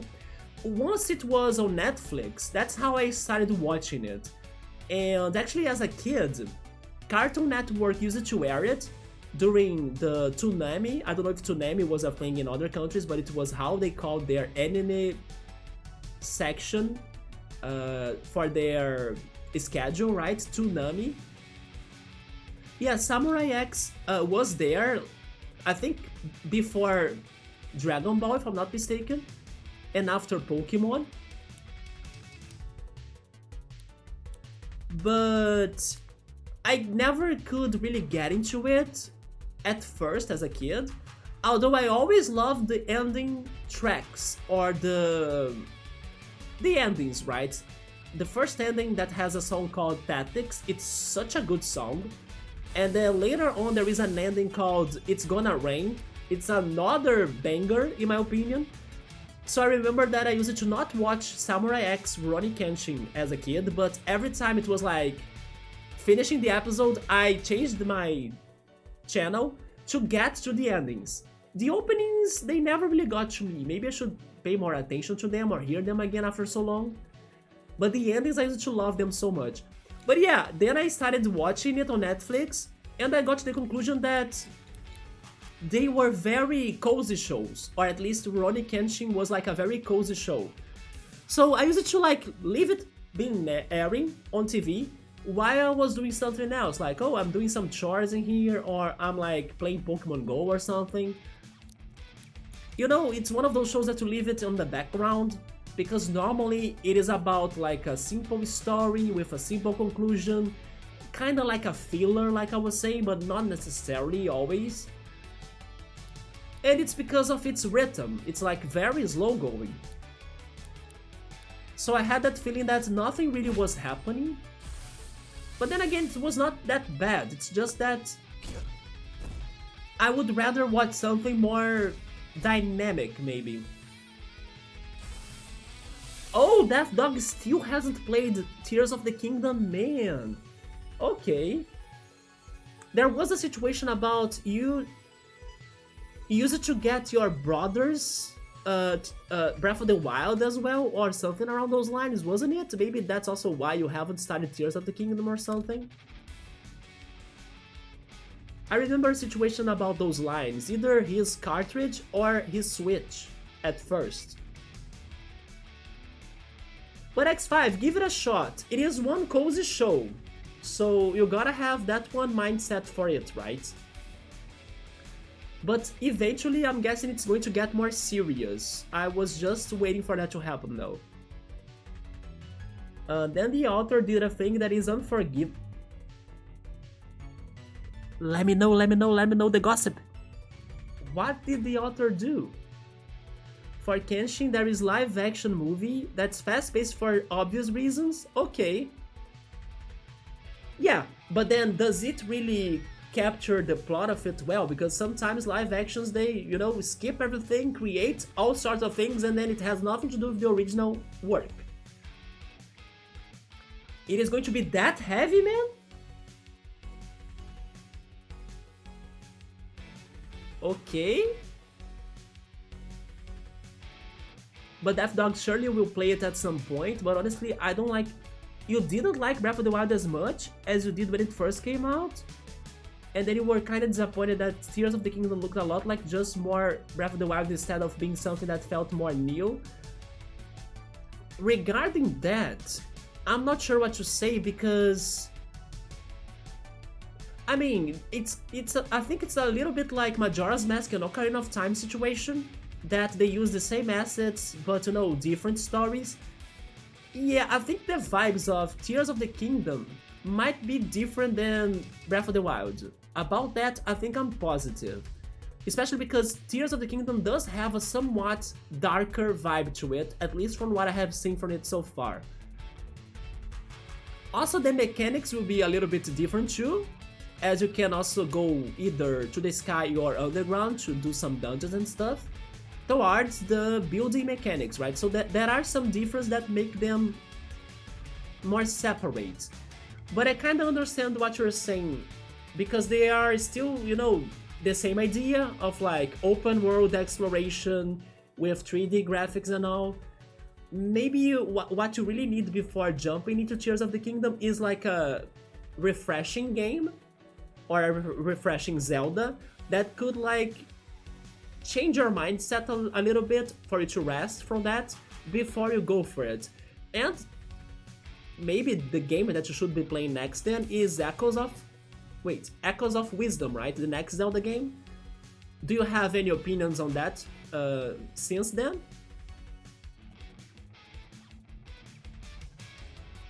That was years ago, I'm surprised you remember that. I do remember some things. Yeah, I do remember some of the stories you have been through in all of these years on this channel, right?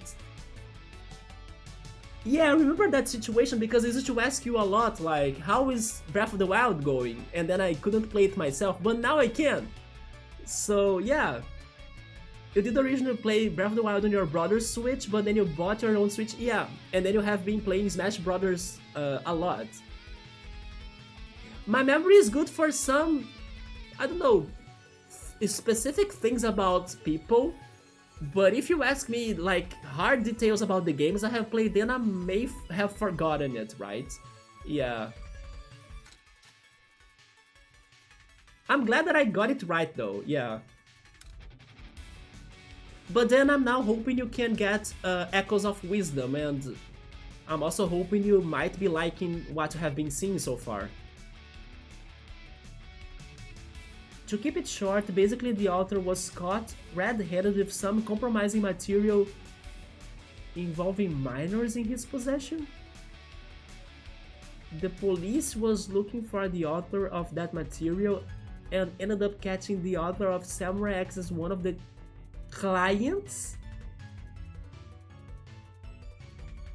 Oh shit. So he's in jail, right? Or you don't know? But damn. He's not?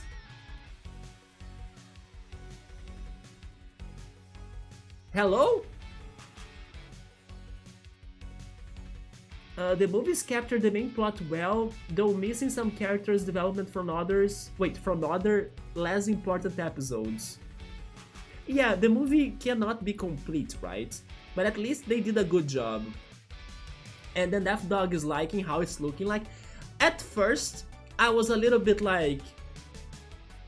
I felt a little bit weird, right? As the mechanic was like very absurd in a way. But now that they showed us more details, especially this last trailer, not sure if you have seen this last one that was out like days ago, I got way more interested, because it's not just using like the copy mechanic or echo mechanic to like do platforming and then also some battle here and there. There will be even bigger dungeons as well. They confirmed that dungeons will be there. And also you can have an option to go fight yourself, so that brings you a little bit more of action, but then it's limited. So there might be some very challenging fights that you might need to balance between using your echoing ability or your sword skill ability.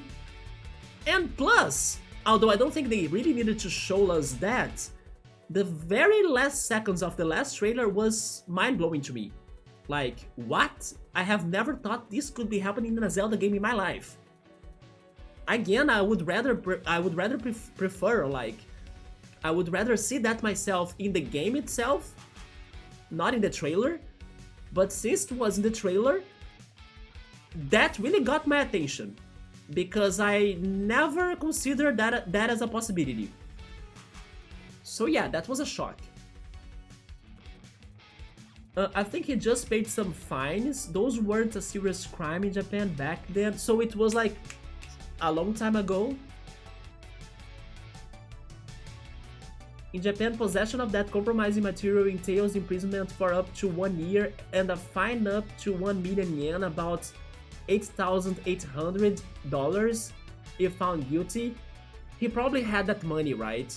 As he was the author of a very big and successful manga story.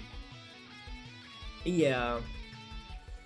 You have a Death Dog, it is worth watching. Although the end, maybe you... I don't know if it... It is a big reveal. Yeah, the last trailer has a big reveal in the last seconds of it. So, like I said, I think I would rather see that in the game to be even more shocked. But in case you are very, very curious, then you should go for it. Yeah, the last seconds is like, what? Oh, it was in 2017? Okay, so...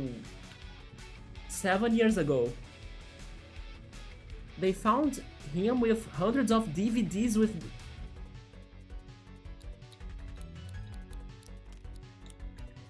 Yeah, I think I will join you, X5. Maybe it's better for me to go watch Cowboy Bebop, right? Yeah. I didn't know about that. But here's one thing that I will point out though. Again, I don't want to like create spoilers in here or nothing like that, I'll just say my opinion. So like, in case I'm right or wrong, don't say or don't confirm it, because it would be a spoiler, right, about the plot of the show. But yeah, in my opinion, Samurai X and Rurouni Kenshin, it is based on like a somewhat real-life story, right? Or let's say it has its origins into something back from the samurais in Japan. I think it's about this one specific samurai that was very popular in there. I forgot his name though, I don't know if it is actually Rurouni Kenshin maybe. So I have the feeling that, let's say, there are plenty of stories that will tell you the story of Samurai X. It's not going to be, you know, the only one show that can tell you that story, because I have the feeling it is based on a real life samurai or something. And then maybe his enemies and how he conquered things, and even his friends or something. I love how I had this battle without paying attention at all to it, but we did it. And we leveled up, we got Ritual, which brings the user back to life. Oh yeah, we saw that in the Ranger Captain fight from yesterday. Surefire as well. And then Mechonis learned Fog. It reduces accuracy of ranged attacks that aren't water, air, or ice type to 0% for 3 turns. This is a very defensive attack, right? Also, Mechonis will evolve if we get him one more level. Right. We really show those agents, huh? Eugene will be pleased. By the way, you should bring Eugene back next stream, I think. And thank you for your fused material. Well, with this, now I don't know where there is another Land Keepers Association at all, like... Yeah, no clues about the next one. Kenshin is like Season 2 of Vinland Saga. I have heard of Vinland Saga 2, I don't know anything about it. Honestly, if somebody tells me Vinland Saga, it sounds like a game. But it's an anime, isn't it?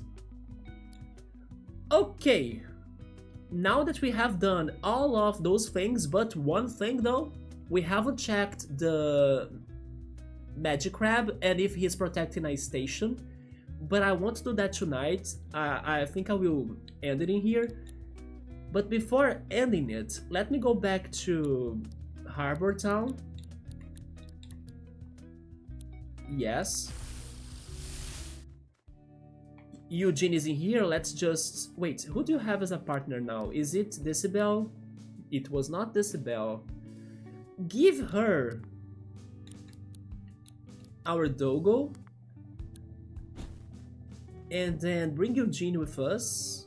Next time we'll be playing with him. Momentous. Yes. And let's rest in here. There we go. The two of you trade battle tips as time passes uneventfully. Your broken tapes have been repaired. Let's rearrange our party maybe. I don't want our Lego Legolas. So swap tape. Then box him. Should we make another change in here with somebody so we can bring more beasts from the storage to our party? It does sound like a game, right? I wasn't really sure, but I think it is an anime. Vinland Saga. Have you guys... I think Yoda has watched it, but regarding samurai stories and anime, the one that I think it's the best to me, maybe together with Inuyasha. I also really love Inuyasha, even though it's a very long show, right? But Inuyasha is great. Is Basilisk. Especially Basilisk Season 1. That's my recommendation. But I think Yoda has already watched that. And I did hear that the second season sucks. So I may not even check that one out. But the first season is so great. Yeah, this is Cassette Beasts, is a Pokemon clone game. As Pokemon can evolve, the beasts have the ability to evolve, they have their own typings. But what makes this different is that the beast can also fuse. So you can have like everything fusing with everything, so you can have many different results. Let me show you the bestiary. Yeah, this is for example the evolution lines, right? But there are fusions as well. Yeah, we fused those two right there, Riptera and Wingloom. Then we got this one too, and those two down here as well. And the ones in purple are the ones that we have only seen but not done ourselves. So it has that going on, evolutions and fusions. But also, it has some very different and unique type ideas. For example, glass, and also plastic, and astral. So those are some crazy types this game has. But what I think so far, to be honest, that this game does in the most unique way is really the chemistry, physics, and battle mechanics that go on that are very complex, but in a good way, because it is very crazy to come up with those strategies, knowing that the strategies can go in a chemistry-like way and physics-like way. What do I mean by that? The battle mechanics of this game, it is hard to explain, but they are way more complex and deep into details than just Pokemon, you know? In Pokemon, you are there, you have like, I don't know, I have a water type, and then my opponent is an electric type. So it's pretty much, okay, shock him, and then super effective, that's it. In here, it is super effective, but there are moves, especially status moves, that will also change the dynamic of the whole battle right there. So every battle feels very unique, depending on the type combinations and which attacks you use. Because there is the effectiveness and resistances and advantages, but also there is some sort of tons and tons and tons of status mechanics or status effects that are very customizable in the fights. For example, last stream, I fought a trainer that gave their monster a ghostly status effect. So they turned their monster into a ghost. That status effect made that monster invincible, like no move could hit it or hurt it. But the condition of it was that after the status effect was over, after a couple of turns, the monster would die, right? So once he stops being a ghost, he's dead. But that one trainer had another monster, because this game has a lot of double fights or double battles. The other team monster that was with it had a status effect that increased the time of other status. So basically, I had to figure out how I could stop that cycle of keeping that one monster a ghost, because his partner was adding more turns to his ghostly effect, you know, so he was like trying to become immortal. And then today, I had a fight about, or actually against, water monsters. No, never mind, they were wind monsters. Yeah, wind monsters, while I was electric. And then there is a status effect that's conductivity. So I was able to make those wind enemies that are weak to electricity, I was able to make them conductive status effect, right? Under the conductive status effect. So every time I shock them, I not only hurt them because I had the advantage, but also thanks to that status effect of conductivity, I was hurting them little by little because the current was crossing them all, like in a wire, you know? So even if I targeted one enemy, everybody was getting hurt because of the conductivity, so like a physics idea. And then there are also other mechanics that change the types of the monsters, like if you fight a plastic monster with fire, you can melt the plastic and then the monster will become poisonous. And so many other things, like today I did something else too. I think I shocked a nerf monster and he became the glass type.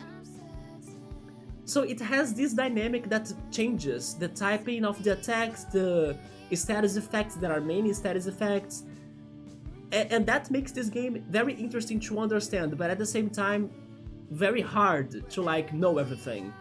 So it's a process of keep on trying, using the things you get, seeing the results, memorizing them because there is so much to learn, but it's still always a surprise happening. Yeah, Basilisk is a fantastic anime, but for the first season. The second season, nobody says it's good, but the first season, I highly recommend checking it out. It is intense, it is dynamic, it is dramatic, and it is beautiful. Yeah, it is also full of memorable characters in my opinion, and it's not too long. It probably has, I don't know, under 20 episodes, I think. I love Inuyasha, yeah, Inuyasha was definitely a long show, but worth it, yes. So yeah, summarizing this game is like Pokemon, but with a lot more of complexity to it. And I cannot believe it has that complexity, because every time I have an important fight, something crazy goes on and then I need to adapt myself to it. You gotta go for the night? I'm going to. Yes, I gotta go because tomorrow my dad comes to my home. So I gotta wake up early because he's coming by flight, right? So he's going to get to the airport like during the morning. So I need to go to bed early. Death Dog, it's great to see you again, man. Eventually, hopefully I can play more Zelda games in here for you to be helping me out like it was in Wind Waker. And then I hope that you can somewhat find some drive to go back to both Breath of the Wild and then eventually Tears of the Kingdom. If Echoes of the Wisdom is what you need to feel Zelda again, then sure. But I hope you go back to those Zelda games, don't stay only on Smash Brothers, right? Because I know that you are a big fan of Zelda games too, and then I feel like you should not give up yet. Maybe Maybe once you do the plot parts of Breath of the Wild, because I'm still missing that, by the way. I still gotta get to the plot parts myself. I have been only exploring everything. Maybe the game gets more interesting too. But yeah, I gotta go to X5. Thank you so much for stopping by, man. Thank you for the stream. Have a good rest of the night. Thank you. Later Monsters reminds me of a puzzle. Love me puzzles. Bring them in and bring me more tongue twisters, right? I gotcha tonight. Bye bye. There we go, X5. If you like Basilisk, I think Jigoku Raku is fine. Was Jigoku Raku the one that I accidentally watched the first episode out of nowhere? I think it was that one. It's the one that starts in a very dramatic way with like an execution, isn't it, that one? And then heads fly around or something? Heads go down? If it is that one, I think I know which one you're saying. It has a bit of similarity to Inuyasha. I think you should check out its opening to get a more accurate impression of it. There was one day that I was trying to watch one anime, but I accidentally clicked on this one, and I started watching it and I was like, wait, is this, I don't know, Demon Slayer? And then it was not, you know? Something around those lines. It's what a Pokemon trainer really like. Wait, I missed the context now though.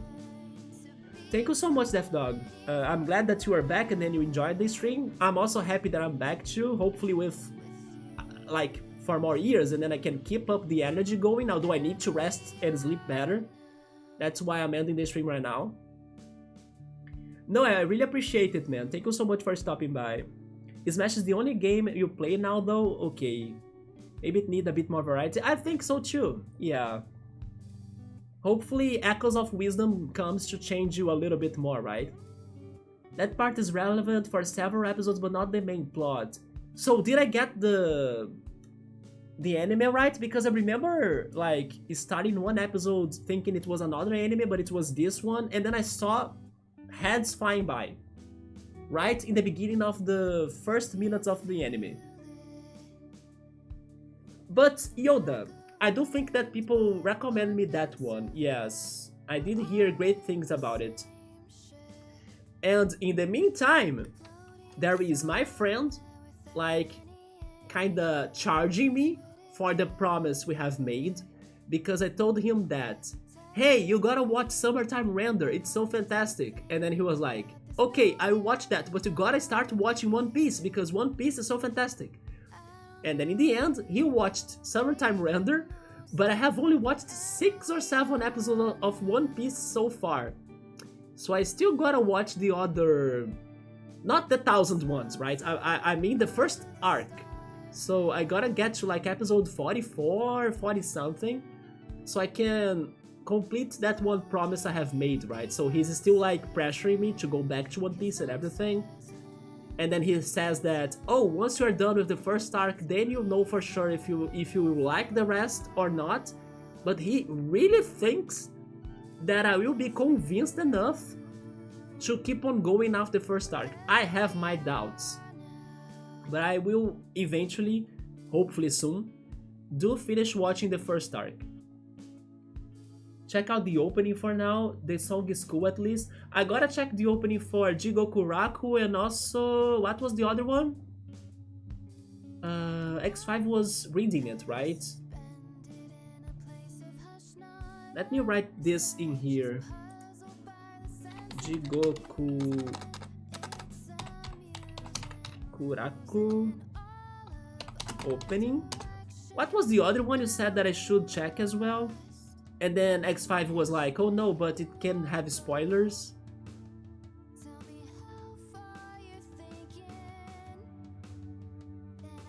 Oh, Pandora Hearts maybe? Pandora Hearts. Okay, I'm writing it down here.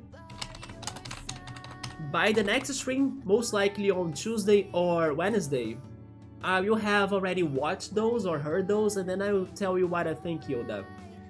But guys, I gotta go now. So, thank you so much for stopping by, everybody. We did some quick stream, but good progression for sure. Hopefully we can keep it up as it goes. Lots of evolutions, but then now we need to change our team a little bit, right? So we can see other monsters as well, and new fusions. But yeah, that's it for me. Thank you so much. Have a great night. Have a great start of a week. I'm not streaming tomorrow, but back on Tuesday or Wednesday. I see you then, and good night.